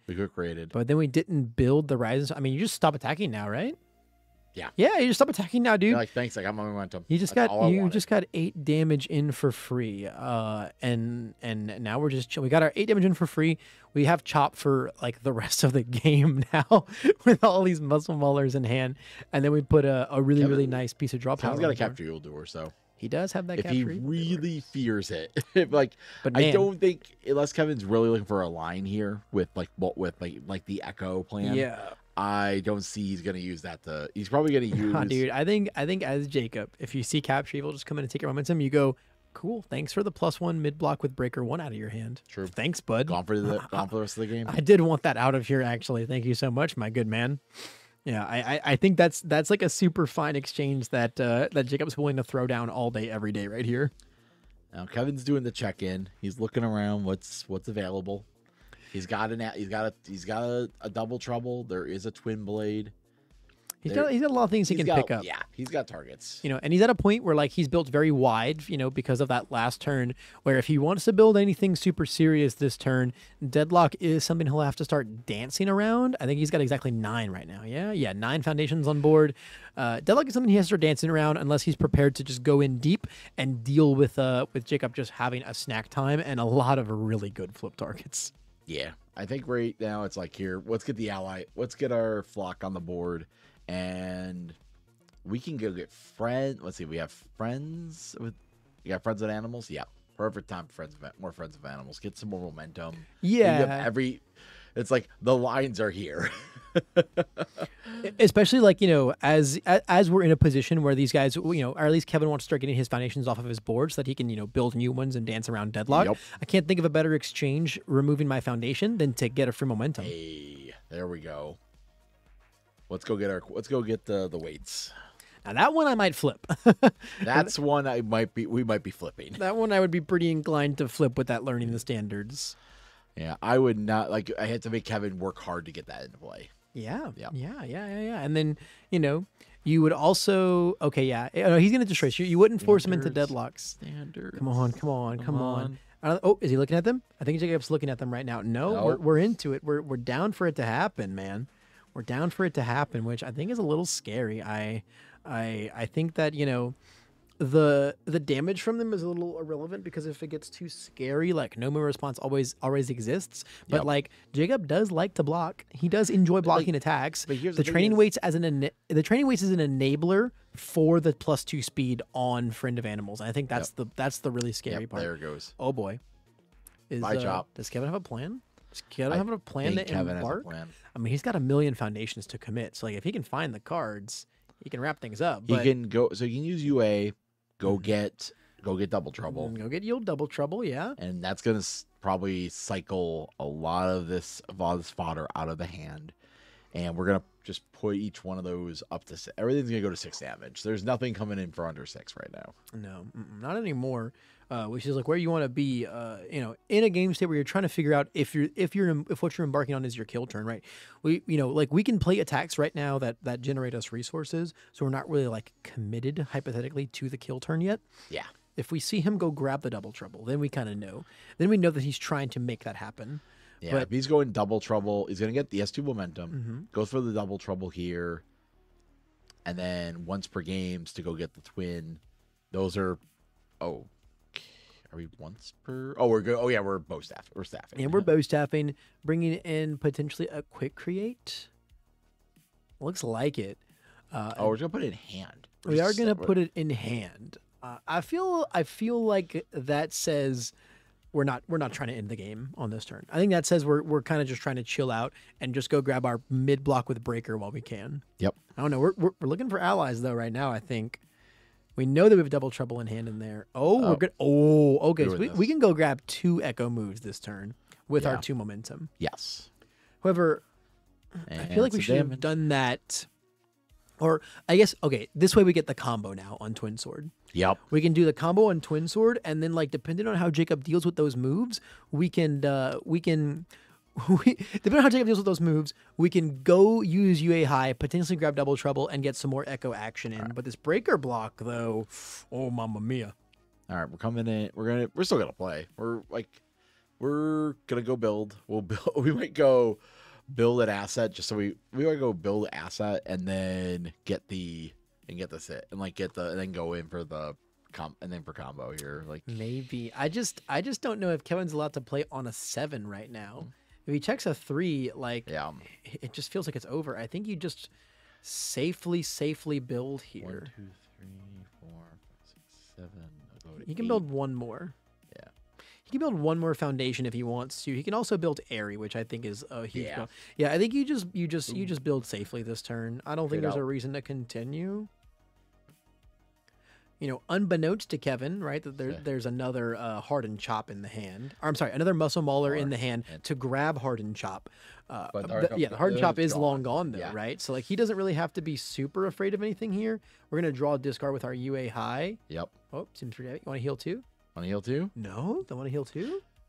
Can I Dude, if now we're going to look at Kevin. Kevin. If we die this turn. If we die this turn by 2 health, we'll never let him forget it. We'll never let him forget it. I think we're just gonna be building up holding bunches and passing. I'm not against it. We are organizing our stage a little bit, I think. Yeah. Yeah, making our face downs very clear. That learning the standards and give it a read. Oh man, I really want him to be flipping some assets this game. I know. With a calorie counter. I don't know. There's an argument to maybe attack a little, but I just feel like Jacob needs to sculpt. Yep. I feel like Jacob needs to sculpt some more. Yep. It's gonna take that like 3 attack hand plus barrage string to really do it. He needs a double quick to act. Like it's like, hey, let's build pull, let's build quick to act, say go. Yep. Build pull. Okay, we're gonna build. Okay. Now Kevin probably wasn't interested in going into deadlock before, but now he's super locked. Yeah. Now he's super locked at 10. Double snack time and pull no punches just completely turns it off. Yeah. And just says that, if you leave yourself open to me, if you attack, if I get one activation for stun, like, all right, he goes back alley. I'm like, all right, +2 speed, like plus speed in the stun. Like, all right, what do you got, buddy? Correct. Or maybe the draw if we're that desperate. Depends what the rest of our hand looks like. But like Kevin's in a tight spot now, right? He's exactly at 10. So he can't really like build. He can't build like crazy. The deadlocks are inconsequential right now. Is that our forceful blow? Man, that card does not feel great in this matchup. Yeah, forceful blow. Let's see. Yeah, Kevin's getting down in cards too. He's about to cycle.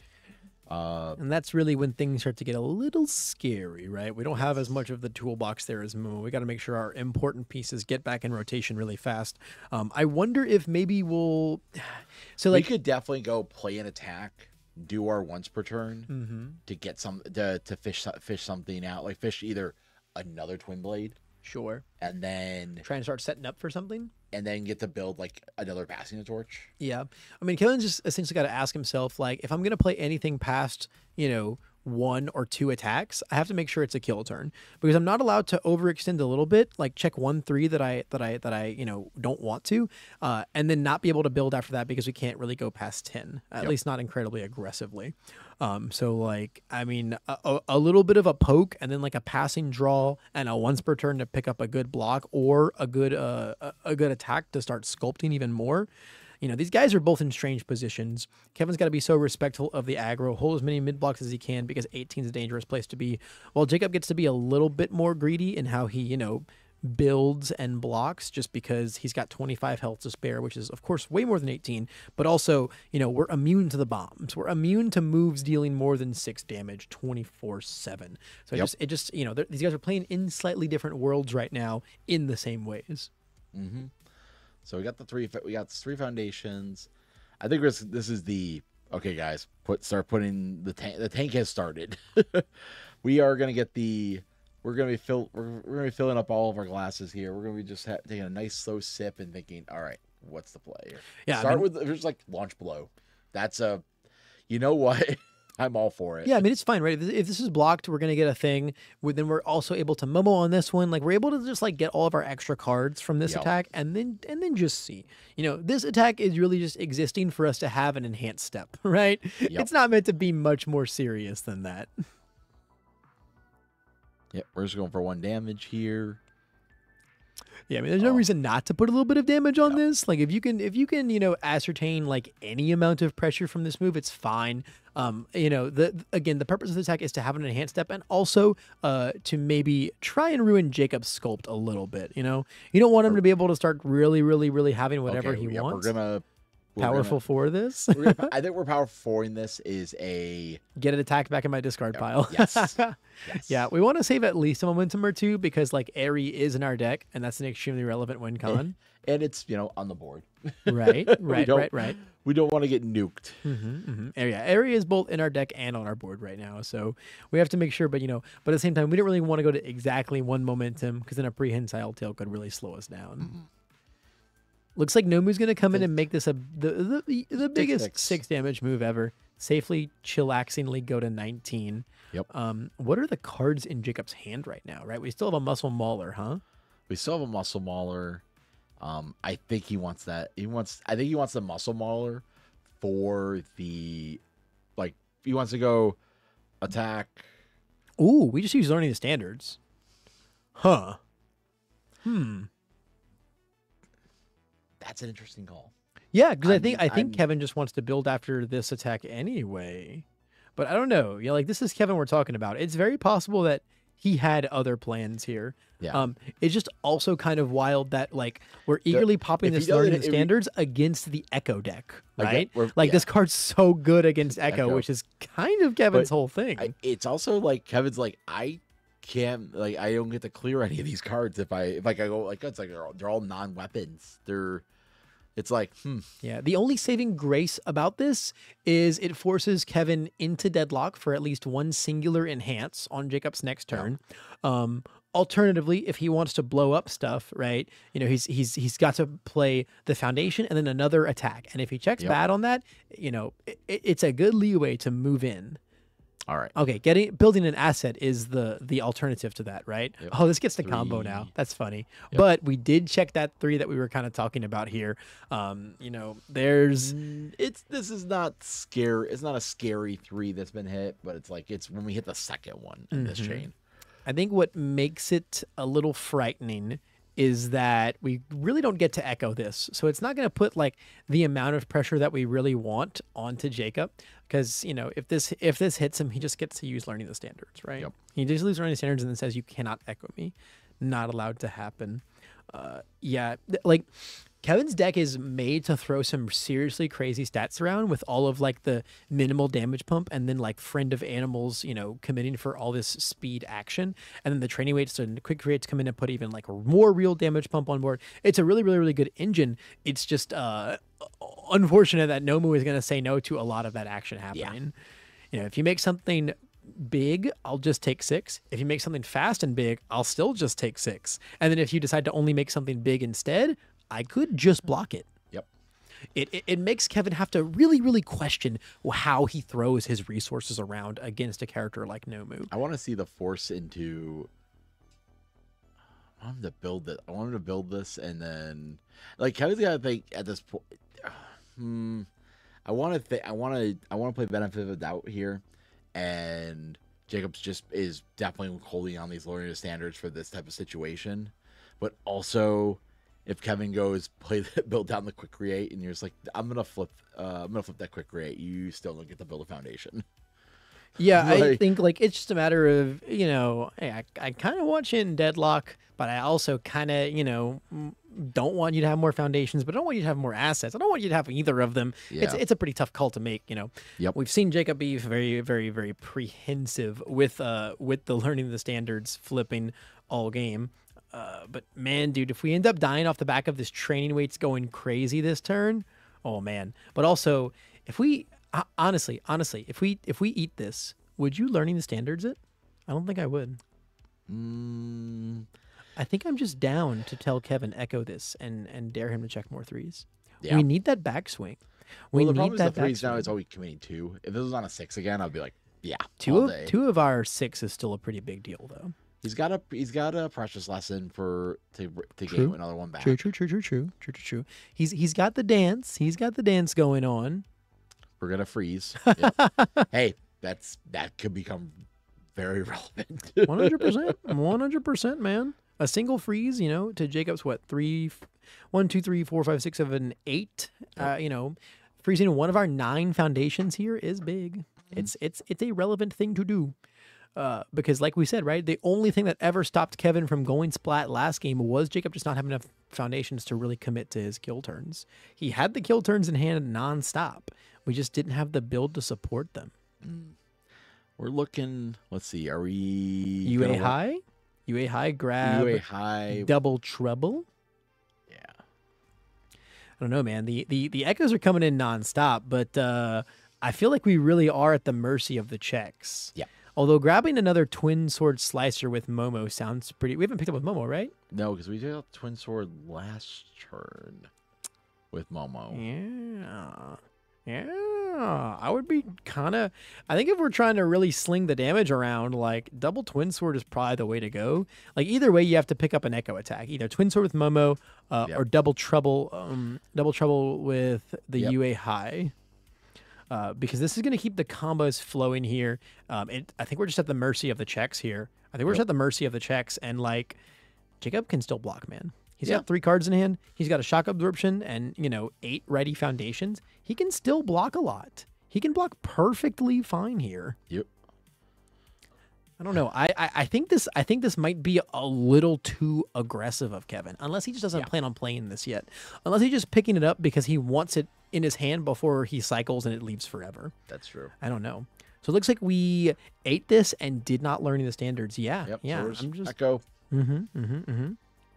So this now we're coming back in. It's like I don't want Jacob to feel like Jacob's at 13. Yep. He's still got double Momo activation before we have to think about anything. Okay, we did the ready up, the re-ready. Yep, I like that. That's a good line. There. Training weights in tandem with steady group leader is fantastic. It's still another like age-old combo as far as just combining all these packages and engines together. I think the big reason too, we got that spicy low block. Oh, it's on a. I mean, it's just on a 5, right? Yep. Yeah, that's perfect. Yep. Turn that shock absorption sideways. That's beautiful. That's beautiful, baby. And now this is fine. Right now we do have to flip this, because it sure is not going to combo anymore for the other twin sword slicer. I think Kevin's got to stop now. Yep. He's got to stop now. If we're not allowed to check another 3 on these guys, and we had a 4 in our future as well. New training method to go pick up the precious lesson is pretty spicy. This is 4, 8, 9, 10. Oh no, he's just showing that he picked it up. He's showing he picked it up. Definitely not going to 11. Do not give Jacob a free 2-speed stun 1. Yep. Now let's see if we can find that barrage string. If we can find the barrage string, we might be able to push through this turn. Yeah. Kevin's got a lot of cards. Kevin has a lot of cards. He's got a lot of cards. He's got passing the torch. He's got a Momo pickup. He's got a UA high pickup, and he's got Airy. It's a lot to fight through, but let's see what kind of pressure. Ooh, we got a muscle mauler. We have a muscle mauler and calorie counter. Man, that's not a great string. Is it another build turn? I don't know how many returns you can give him. Like Kevin, I don't know. Like Kevin's just like, it's a tough shot here. Kevin's kind of ready. Actually, the actual question is how many cards are left in Kevin's deck. Because if we can attack him 2 times just to force him to block twice and cycle, I'm into it. Yeah, I think we're at like I think we're under 10. I think we're actually checking now. We're 1, 2. Does 3, 4, drawing 5. per turn make you cycle? No, not quite. No. Not quite. You get to play like 1 card, I think. Yep. Or no, he's going to draw 4. He gets to play. Yeah, I think he gets to play 1 card and have his discard pile still. So he does get to go grab the threatening things. I would be kind of down to just throw out like something. Although, man, the muscle mauler is a 6 diff now. We do not have more health in our rival anymore. No, we do not. No, in a sudden muscle for a draw is so. And then problem is like the quick creates, they're the double speed. The speed's a lot on some of these attacks. So this could get. I think we're starting to get in the. It's getting away from us. The match is starting to slowly get away from us because if we had a reckless barrage here, I'd be like, all right, we're gonna just press all the buttons and see what happens. A relentless barrage turn really could get things going. That really could jumpstart our engines like crazy. But without that, I just don't think it's happening. I just don't think any damage is happening this turn. It's not like this is not like there's we can see the same situation happen where Kevin gets into the line of trying to go deep and just keeps rolling 3s, and then it's like. Nope. I think it's like the issue is like if we muscle mauler is coming down. Oh no, so close. I think it honestly, I know you said to be wary of the doubles from the quick creates if we built into a deadlock, but like we have 13 health. That's 2 Nomu activations. We can just Nomu on each quick create, right? Yep. Then we just have to block the rest of the turn, right? Which is also kind of a bit of a lofty order, all things considered. But like we weren't like immune to building 2 or 3 there. I think that's a good line. Okay, so he played the Mauler. Yeah, it was a bad check, but he blew up a foundation, which opens up a slot to build. Like, I think we got another pole. We're gonna go pick up a breaker mid. That is another weapon with a breaker mid block on it. That is indeed correct. We are legally allowed to do this as Momo. Mm-hmm. Yeah, I think you hit the nail on the head, Jesse. It does start to feel like the game is getting away from us. It feels like we're losing control. Kevin finally feels like he's in control of one of the games in this matchup, and Jacob is really struggling to navigate out of things. We're pitching cards to body rejuvenation. We're just like cycling out cards out of our hands to block here. I was like, yep, this is This is a clean block, essentially on +1 mid to like it's block on a 6. Like, yeah. I think I would have much rathered I think I would have much rathered like build to pass, eat the first attack, learning the standards, go back to 10, and then chill from there. Yeah. And then just keep working on sculpting. I think we're just gonna I think we just pressured and we wanted to, I think we just like, all right, we made him do things. It's just not gonna help here. And Jacob's gonna yeah, we kind of did the opposite of pressure, right? Kevin just pressed buttons that actually doesn't affect him whatsoever. Yeah. This was an attack that we could completely sweat off. No problems whatsoever. I think we have a pair of I would just build a pair of chivalrous, man. Just build a pair of chivalrous and then chillax. We're going with the calorie counter though. We want that heal. We're like, hi. I mean, I'm down to flip a passing the torch here, man. Yeah. I'm super down to flip a passing. That's what's like really pulling Kevin ahead in a lot of ways in this long game. Lets him be super greedy with his cards. And if it gives me a bit of heal in the process, you know, going back up to 15 is fine. We might actually make Kevin destroy a foundation here. If like if he feels a little bit threatened. I think now we're like, hey, we got a UA high here to get this because we're not gonna get a chance to pick it up. Like we've enough thing. We're gonna block this. We're gonna go down another. Our card's gonna get checked. We are in the like, hey, I'm playing with almost no cards here. It's like I gotta tighten this one up. Yeah, I mean, we're just setting up, right? We're now gonna, be able to go into our aggression next turn holding 2 echo attacks while we have 2 momentum. Feels absolutely fantastic. Yep. Like our aggro is already looking really good. That's a lot of checks that we get to make as well. 2 discard draws off the double trouble. A lot of cards that we can filter through our discard pile to potentially go find another good weapon attack to pick up.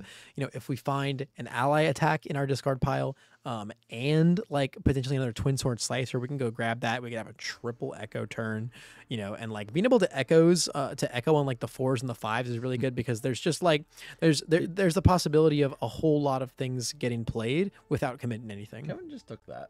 He's did. Like, I'm just gonna take down the chin. I am. Like, he's ready. He didn't want to lose. I think he didn't want to lose the passing the torch. Yeah. I think there's that realm of I lose passing the torch. There's things could go really wrong really quick. I could see that in this situation. There's a lot of things that could there's a lot of things that could go awry by blocking that. He's like, I'll just take 12 and I have to block for the rest of the game. Yeah, that's it. I think Kevin is very resigned on winning the game next turn. Yes. I think Kevin is incredibly resigned on winning the game next turn. He's not going to give any of the cards in his hand for free anymore. He's not going to give any of the foundations on his stage for free anymore. I mean, with this big of a board, with the training weights, we having to commit, a few foundations off playing that muscle mauler, like Jacob's just looking fairly vulnerable. The only saving grace this turn might be our double learning the standards. Yeah, those echoes are good. It's like you pay for echo? No. Yep, absolutely. I'm 100%, man. 100,000%. Like we throw down the first move, we eat it. We throw down the first echo move, we eat it, we learning. You foundation, you throw the next echo move, we eat it with learning. We have 1 health. Deal that 1 health last to me with 4 cards in your card pool. And you've lost your side. I mean, you're gonna lose. He's two cards left in deck. With that situation, with 2 cards in deck, it's gonna be tight. It is going to be very, very, very tight. And like the backswing is going to feel a lot more likely with Kevin only at 6 health. He's going to have to pretty much go perfect throughout Jacob's entire backswing if we do get there. I think being able to just like commit a foundation to take 6 and then learning 2 times this turn could be what takes us home. What is the other? Does he have double? Wait a minute. I think he has 2 twin blades. He does. Yeah. Okay, yeah, so he has 2 twin blades. Okay, so we're gonna go. Yeah, because he didn't play his next one. Remember? Yeah. And then he picked one up on that turn. Yeah, we held off on it. So we have 3 echo attacks in our hand. The issue is that by the time we can start echoing, there will be 4 things in our card pool.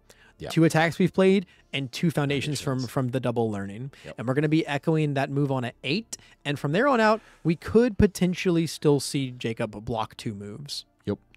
If that's exactly the route that he goes upon, right? We could see a little blocking early on, but I think you don't give Kevin any leeway. Yeah. I think you just immediately start using learning. All right, Jacob, come on, buddy. Come on, let's see what you got here. Jacob's got nothing to do. Jacob is literally gonna. Ooh. Okay, this is pretty spicy. This is pretty spicy, man. Potentially bringing down another UA high here, grabbing even. I mean, we're gonna get the UA high. So if we're gonna UA high, bring it down, pop it, and go get the other double trouble. Like it's like I know it's, or he's gonna go with the. There's no weapon ally. Yeah. Is like weapon. Okay, I was just double checking for my own well-being here. Make sure it's like there's no weapon ally we can go pick up, right? No. I don't think we have anything like that going on. Yep. You know, the stuns are gonna pester us here, but I think we're living in a very learning the standards. Oh, I don't flip the UA. I don't think that was correct. I think we have to take 2 attacks and double learning this turn. I think that's the only way we don't die to a bunch of echoes. Yep. Oh man, this is very scary. Yep. We've been begging Jacob all around to use the response on learning, and it's finally coming in at the exact moment that I didn't want to see him do it. Yeah. Oh man, this just got really intense. I think Kevin killing this turn is super possible. I think he just pulled the. I think he got the. I think he's got the cold feet feeling of like, I got to do it now. Yeah. It's like. I think it was totally okay to let that quick grade happen. You know, the damage is not what's going to be relevant this turn. Yep. You know, I think telling Kevin that he doesn't get to start echoing until there are 4 things in his pool is the only way that we don't that we don't die. Now the issue is that if we did embark upon that line, that means we're bringing ourselves down to 1 health, no relentless barraging anymore. We got to just hard draw our kill turn. I mean, I've seen Jacob do it. And dude, open back alley, build another quick to act, start rocking and rolling, yeah, for sure. We're going to go for the take 6. Please learning. Oh no. All right, cycles happen, but it's okay. Like I feel like learning early on is like the super value too, right? Because that's the point in time in which, if I'm going to let you echo, I want it to be later on when there are more things in your card pool. Yeah, exactly. I think this is a situation where there's so much going on with Kevin's deck. That's tough. When there's like everything's all over the place. We're playing at the, Kevin's playing at Kevin level, and Jacob is like, the Nomu is just like kind of. I'm not saying the Nomu is just like, I got outside of the comfort zone for Nomu to try to kill. Yeah. That's rough when he gets to that point. Yeah, it's not very often that we see Nomu, existing in a game state like this. So it's very much up to like, hey, this is what separates the greatest Nomu players from the not so greatest, is being able to navigate games like this. And I think Jacob Masur is definitely up there when it comes to some of the greatest Nomu players, but every character does have their ceiling. Every character does have their limitations. Yep. We might just be seeing that this is, Jacob pushing Nomu as far as he possibly can. Yep. At this point in time, but he's playing it masterfully. He's making the decisions that are there. And I feel like he just doesn't see like the 4 steps ahead. And that's what we were talking about. Now we're talking about the overhaul last when Jacob was against overhaul in the top 4 he was the overhaul player was not 4 steps ahead in this decision. And Dan made some very questionable plays where if he had just thought a few moves ahead in that turn, he would have been fine. True. So I think that's a situation where Jacob did the same thing here. He's just like waiting for Kevin to like press all the buttons at this point. Yeah, which is tough. Yep. All right, so we're at -2 speed here. Yeah, I mean, this is the one you block, right? This is the 2-speed move, basically, right? Yep. This is now the 2-speed move. This is the easy one to block, and then if Kevin plays another echo move, you can eat 6 from that one with Nomu, make the learning standards happen, and then still tell him that you have to start echoing now with 3 cards in your pool. Agreed. We're back up to 4 speed. We already back up to 4 speed. What we pretty much need to happen is we have to block this without having to commit 3 cards. Yep. We need to leave Nomu and learning up. Exactly. Because I do think that we're only getting that 1 block. But I mean, if Kevin's checks keep coming in kosher, I don't know if the single learning the standards is going to be enough to mess things up. I think we truly needed both this turn. Yep. I think we needed both of them to do their work in this match. It's definitely noticed now. It's like he's like, we were like, you need to either use them early, just control the assets, or you needed to use them at that spot to like stop the echoes from going crazy. Yeah, because like this is the turn. Well, I think here's why I can see why he didn't go that line. Kevin has so many weapon foundations that it's like, oh, I'm just gonna give him free. I'm gonna give him free real estate. Right. There's that, of course. There's that feeling that could have come out of it. Right, but like you know that he's got 3 echo attacks in his hand, so it's not gonna come down to having the moves or not. Oh no. Oh no. And oh no. I think this is the fail. This is the fail and activate. And do you have low? It's like Kevin's gonna show some lows here. Yep. We're just gonna go to 1. Yep. There's the flip. Now this is where you did not want to use learning here. This is where you did not want to use learning here, because now you are going to do exactly what you just said, Jesse, and just make Kevin's stage that much even stronger. We have to have a +1 for this to be blockable, right? Yep. We can make this a 6-speed move. Actually, we can commit. We can commit training weights, ready training weights. Use another friend of animals. Bring it all the way up to an 8-speed move. If we couldn't block a 4-speed double trouble, my friend, an 8-speed bow staff is not going to stop anytime soon. And that 8-speed bow staff is specifically going to lead Kevin Broberg to a victory here in our Rochester Regional License exam, protecting the home turf from the invading villainous Nomu threat that is Final Round Game Shop and Jacob Masur. What a 3 games. Oh my God. Yeah, that was... Once we, like we said, like that game 3 just was like, okay, we're proceeding forward, and it just, we couldn't finish, we couldn't get the closeout. But you know what? Jacob got a game off of this, and I thought when Jacob had the game up, I thought we were like, oh, we're in for this. Let's go. After game 1, I was so ready for Jacob to take this down. Yeah. I was feeling his groove so incredibly hardcore, Jesse, and I thought that Kevin was not going to be able to figure out how to take control of the game. And it felt like, both in game 1 and game 2, like we said, Kevin wasn't really in the driver's seat, and he was just able to squeak out one of those. But by the time we got to game 3, we figured out what was going on. We saw Kevin pull brakes back a lot more, and we kind of let Jacob play into us the whole time. I think that's the difference between games 1 to games 2 and 3. Kevin decided, I'm going to play a little more aggressive. I'm going to play a little loose here in game 1, and he got it paid for. He paid for it really bad, and he got like, all right, well, I guess game 2 and 3, I'm going to sit here. You have to come to me. I'm not coming to you until I feel necessary. And even then, the kill turn was still like very failable. It was living on the edge for sure. But game 3, though, Kevin figured it all out. Kevin figured it all out in game 3 and really took control and said, no, 5-hander. You do not get to bully me.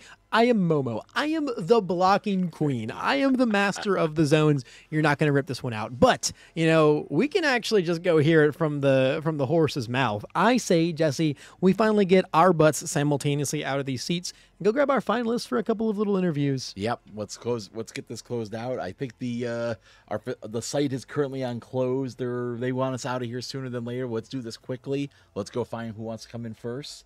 And let's get everybody time to talk. Let's do it. All right, we'll be right back. This is the biggest event in UniVersus history. Players gather from all around the world. Honestly, I don't know if anybody really knows what's going to happen, because this is really big right now. The people here, they come from all over the country, some of them from around the world. The community has really been so welcoming. This game's not just about what happens in the arena. It's about what happens outside of it as well. It's like an out-of-body experience. It's like the happiest I can be. This is my first card game ever, and I really like it. I noticed this community is like really tight-knit. Like everybody always takes care of each other. We always help each other, and that's something I really do like. It'd be crazy if you weren't here.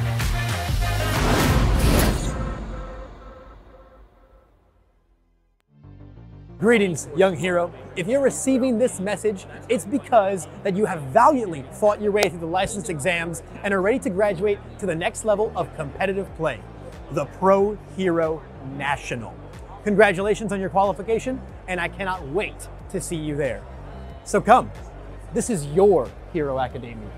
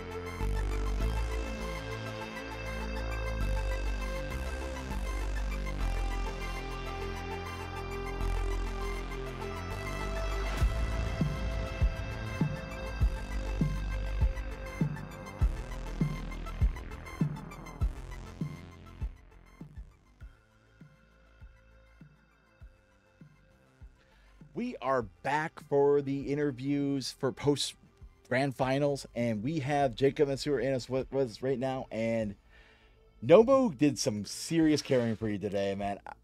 We were cheering when you got game 1. We were like, is this happening? Is this gonna get there?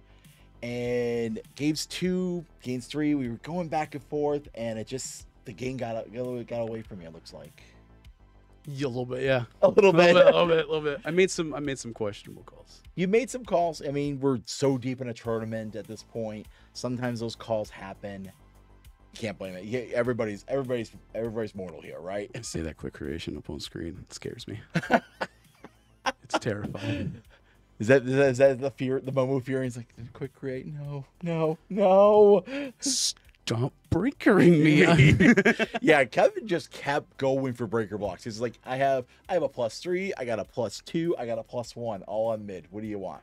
Dude, that deck was so sick. I know, right? All I did was look at the deck list and went, this is sick. I'm gonna lose so fast. and then game 1, you just did the thing, and then game 2, I was like, yeah.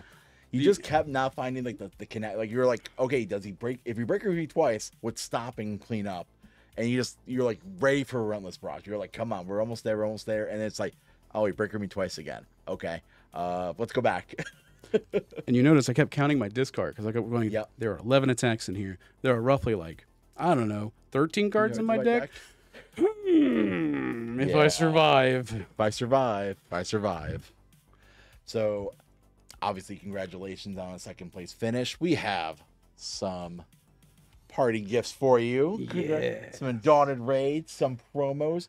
I got this really cool dual needle lunge that's silver that's going to go in a Nomu death deck. Yeah. Play with it. It's going to happen. Why not? And then, this is us. Look at all the promos, everything for you, buddy. There you go. I got play sets. You got play sets. And then I'm gonna with you have already and some boxes. We're pulling 2 chromes. That's happening. We're gonna pull some chromes. We got to. Who Nomu got revealed? Nomu got second place. We got to have 2 chromes. Two. So before I let you go, do you have any shout outs? Yo, shout out to all of our players at Final Round Game Shop in Somerville, South Carolina, and Charleston, South Carolina.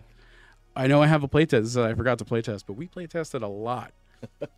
But I didn't really playtest much with Nomu, to be fair. I was playing everything else. You're playing everything else? You hojo! Did you? So you backpedaled?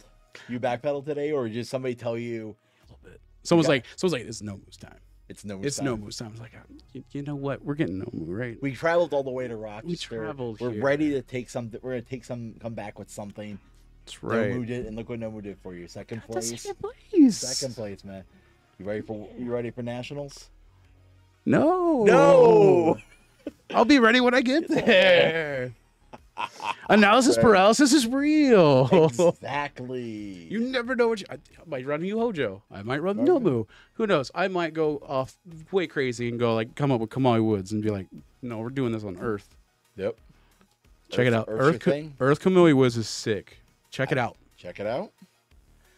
Well, congratulations, sir. Thanks, buddy. I'm really happy for you on this solid finish. We're going to send you your way. You can head back, relax for the night. And we're going to get Kevin Broberg, the champion of the Rochester RLE, into this thing. You got one more thing to say? And real quick, shout out to Sean Hughes, Ryan Field, the rest of the judge staff. This was such a fantastic event. Hey, I've been to pretty much all the bigger RLEs, and this was the smoothest one. Hey, they did their best with everything available. So good. Exactly. It's gonna be so great. good. It was such a fun time for you. Being around, watching everybody play in Millennium Games, great. Fantastic. This and Jingle, right there. Yeah, so good. I can't wait for nationals. That's gonna be so crazy. It is. All right, I'm gonna stop talking so we can go. I'm thirsty. You're thirsty. I haven't drank anything all day. That's a problem. We gotta work on with you. All right, everybody. We will be right back with Kevin Broberg for the winners interview, and then Levi and I will be back for the send off. Feels Nomu. All right, thanks, man.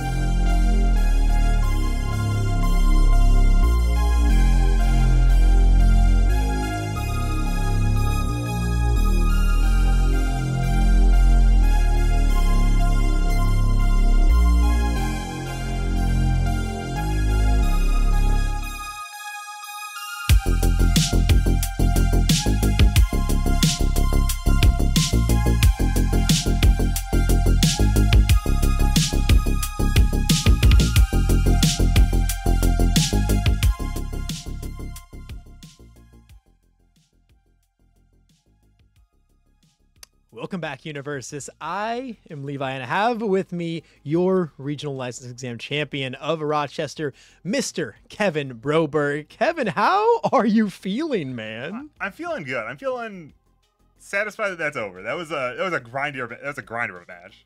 That match was insane, Kevin. You know, I feel like going into it, man, let's talk about it, dude. Because going into it, I feel like you probably felt it was going to be a pretty uphill battle for Jacob, given how defensively positive your character is. Yeah, I mean, I think I'm actually really high on Jacob's deck. You know, I've been, I see it. I noticed it's shaped a lot like TC's deck from Pasadena, I think, a few months back. And I built that deck, and I actually love that deck. I actually gave that deck to my brother. I convinced my brother to come. He wasn't going to come. He was like, I don't feel like going.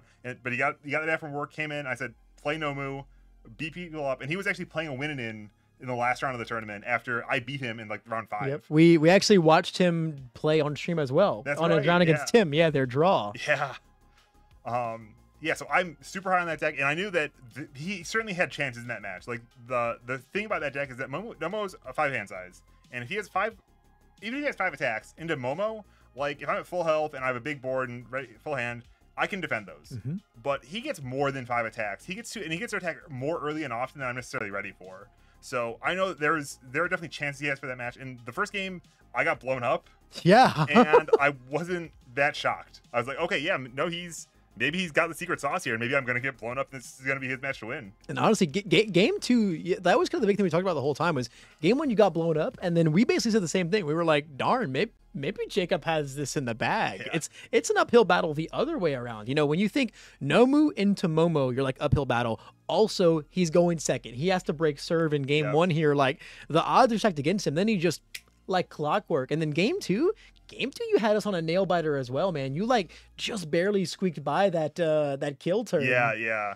It's so hard to attack Nomu, and I think one of the things I look most at him is that he kind of violates that just like who has serve paradigm, right? So 35 life and that damage reduction ability means you have to attack him a lot for a long time.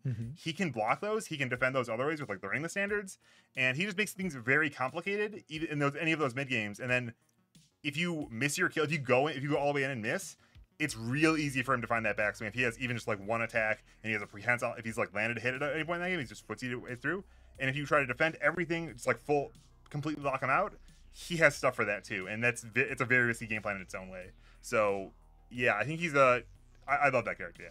It felt like by game 3, though, you had kind of finally figured out the footsies dance. We saw you play a lot safer in game 3, much more conservatively, and like really, really not go in until the getting was good, huh?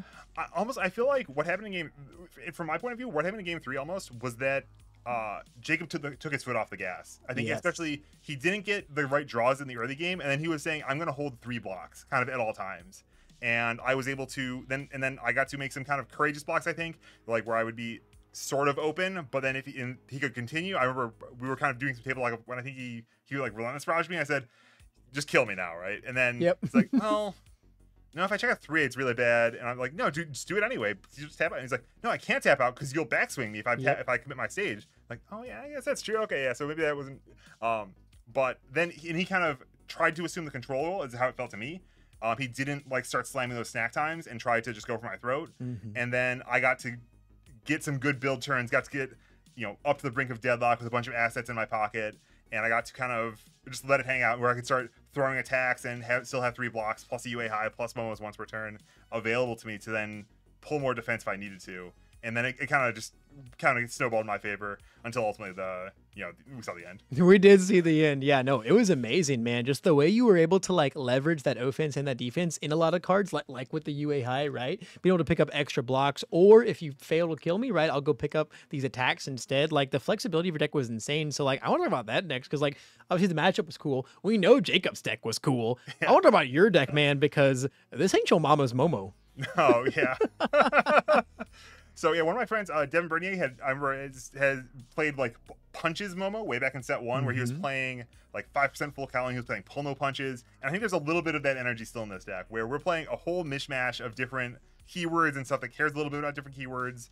But yeah, it's really we have the weapons, and we have like kind of the unifying one is the echo, right? We have the 2 echo attacks, and we have the Momo once per turn to fetch one of the echo attacks. Then we have the UA high that we can fetch potentially roundabout way to fetch the other Echo attack. And then so we have the allies with UA through UA high, and we have the Echo, and then all the weapons, obviously. And then there's like so many minor interactions, right? Like obviously it's the weapons, the Echo, and the ally, right? That's the trifecta of packages. But then you have something coming in like training weights, which is just a really good Momo card because it's an asset, and then it's really good because it interacts well with the ally cards because you're able to commit the friend of animals, and then the friend of animals exists and is like, sure, I'm a part of the ally package, but I also interact really well with the Echo cards because I snap momentum. Yep, for sure. And yeah, the big picture of the deck in my head is we have the Echo attacks and we have training weights. So we're gonna play these attacks that give me 2 enhanced steps.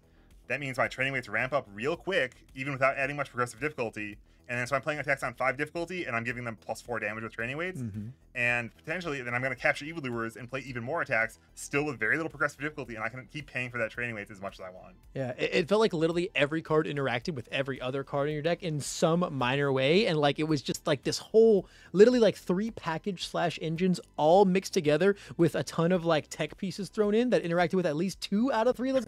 Oh, dude, we were really gushing about how, I mean, we gushed about it, you know, in earlier on when Nil and I commentated the deck earlier, but just so cool. Like literally the whole time we stared at and said, this is a deck that only Kevin Broberg would make. Thank you. Of course, man. And like, obviously, you know, there was some proof in the pudding, man, because you took it all the way to the top. And for that performance, I do have some very cool things to give you, Kevin. Right. How would you like a little bit of bling in your life? Ooh. I have this champion dual needle lunge for you. And then, of course, it would not be complete without, oh my God, the red and the gold. Hey, it matches your shirt. Hey, but it wouldn't be complete without the rest of the picture, and that's the champion mat, which I also have to give to you. All right. Beautiful. Oh yeah, look at that. That's fantastic. We literally, it was so funny. Kevin and I sat down and he was like, yeah, you know, I started today, and I was like, whoa, I get to compete for a silver card. How cool. Nope, actually, nope. No silver card for Kevin. You didn't get your silver card, but just the gold one. Sorry, partner. Now, last time I was handing you prizes, Kevin, it was a little different. I was handing you a fairly obnoxiously large check for a pretty obnoxiously large amount of money. But today, to cap off these prizes, I have something even better for you, Kevin. I have the cream of the crop, a whole tub of red vines. Right. Yep. UniVersus officially branded red vines. And guys, it's all about peace, love, and vines. Peace, love, and vines. You and all your buddies, or heck, just you. You know, look, I don't know what you're, you know, look, maybe there's a little bit of diabetes in your life. Who knows? But these are all for you now. There could be more. There could be more. Hey, look, you know, Momo, right? You got to eat. You got to keep those lipids up. Got to keep those lipids up, man. I got to keep fueled to keep playing all these games. That's right. True. That's true. You can remove 1 red vine to go and grab a weapon from your discard pile. And you're like, oh, that's true. Kevin, before I let you go, my friend, of course, I got to give you the stage completely and unconditionally for your shout outs, man. Lay it all on him. I'm not ready for the shout outs. Kevin's like, well, you know, there's like these 80 people, and there's like another 42, and then like 19 there. Shout out to, I think, was it 75 people who also played in round 1 of this regional. Correct. That's the biggest tournament we've ever had in Rochester for UFS. For, you know, the history of this long story game, My Hero Academia, obviously, but even prior to that, in the previous owners, previous iterations. Shout out to King's Court Games. Love those guys. They came down and represented jerseys to kind of go to battle with the Orange Crew. They tried to invade. They tried to hardcore invade, dude. You know, they got some people at top 16, kind of the lower end of top 16. We got a bunch of the orange shirts in the top half of the bracket. Not to talk too much, but hey, all's fair in love and war. Peace, love, and vines, boys. Peace, love, and vines. Shout out to my good friend Garrett, who came down all the way from Calgary to represent this really sweet Midnight deck he had, and ultimately fell a little bit short in round of 16, I think. Am I not mistaken? Yeah. We got 1 round of Garrett Brett in. Didn't even get to see the deck on stream, unfortunately. Yeah, and he brought such a Garrett Brett deck, so you can check that out on the top 16 archive. It's sweet. Shout out to Ono Volcano, which is my new favorite board game. Tim brought from Gen Con. You put people on a you put people on a Plinko wall, and they get hit by a rock and die. Okay. And then you replace them. You're trying to like climb. You're trying to gather precious gems from the side of the volcano, and they're different heights up. And sounds adorable. It's a blast. Sounds delightfully really adorable. funny.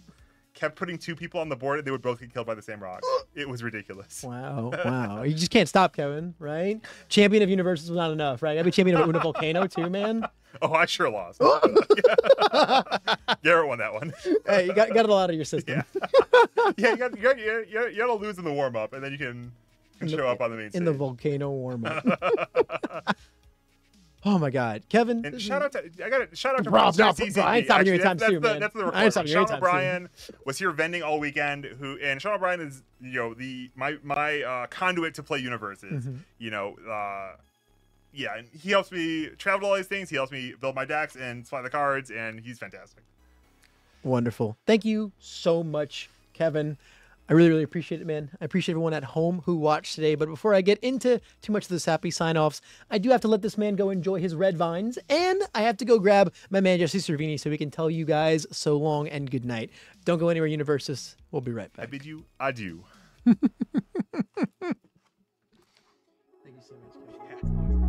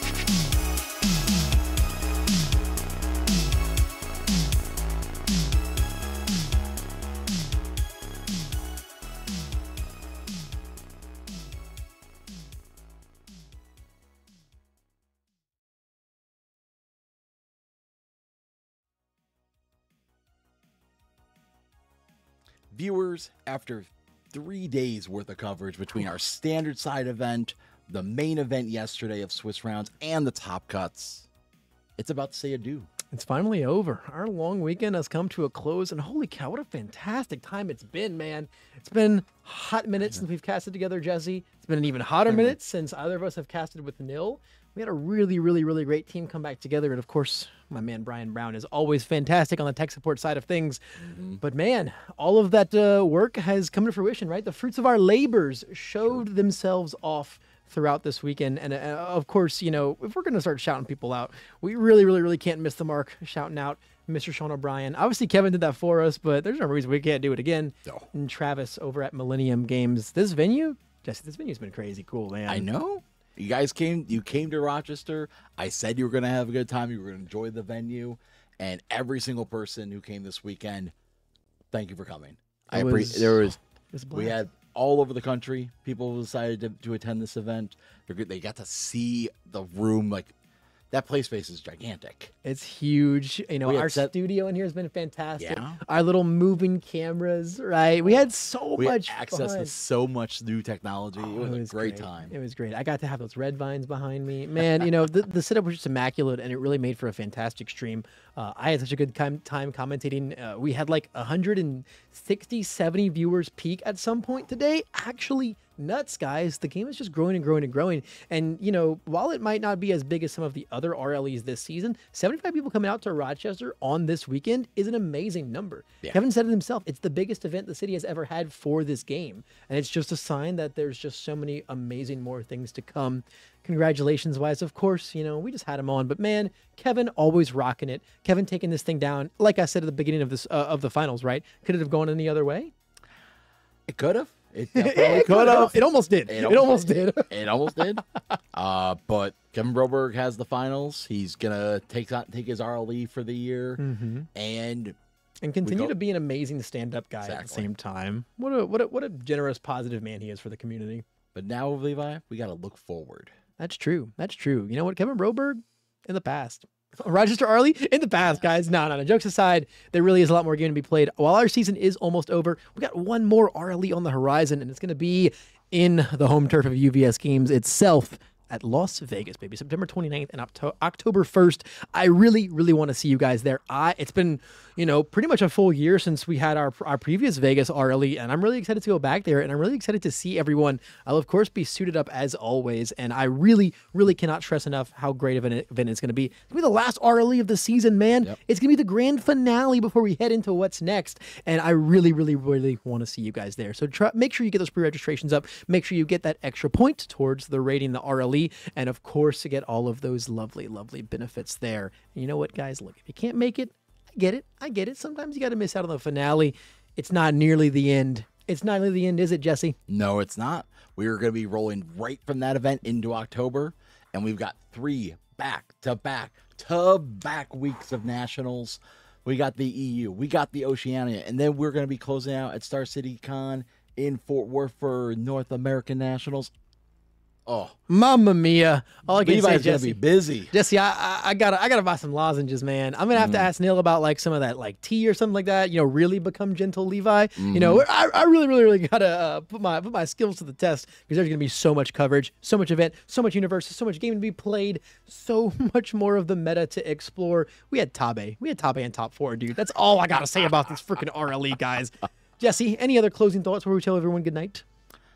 Not at all. I am good. Ready to go get some sleep, Pop? I'm ready to get some food. Ooh, okay. The only thing it is only 6:30. I'm hungry.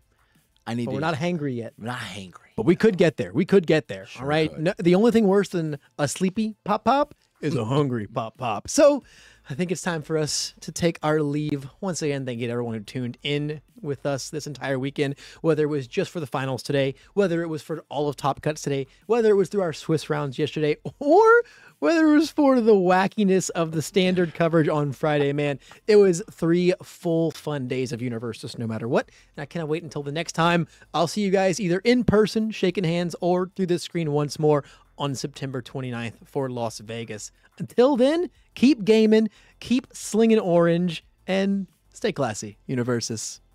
Good night, everybody.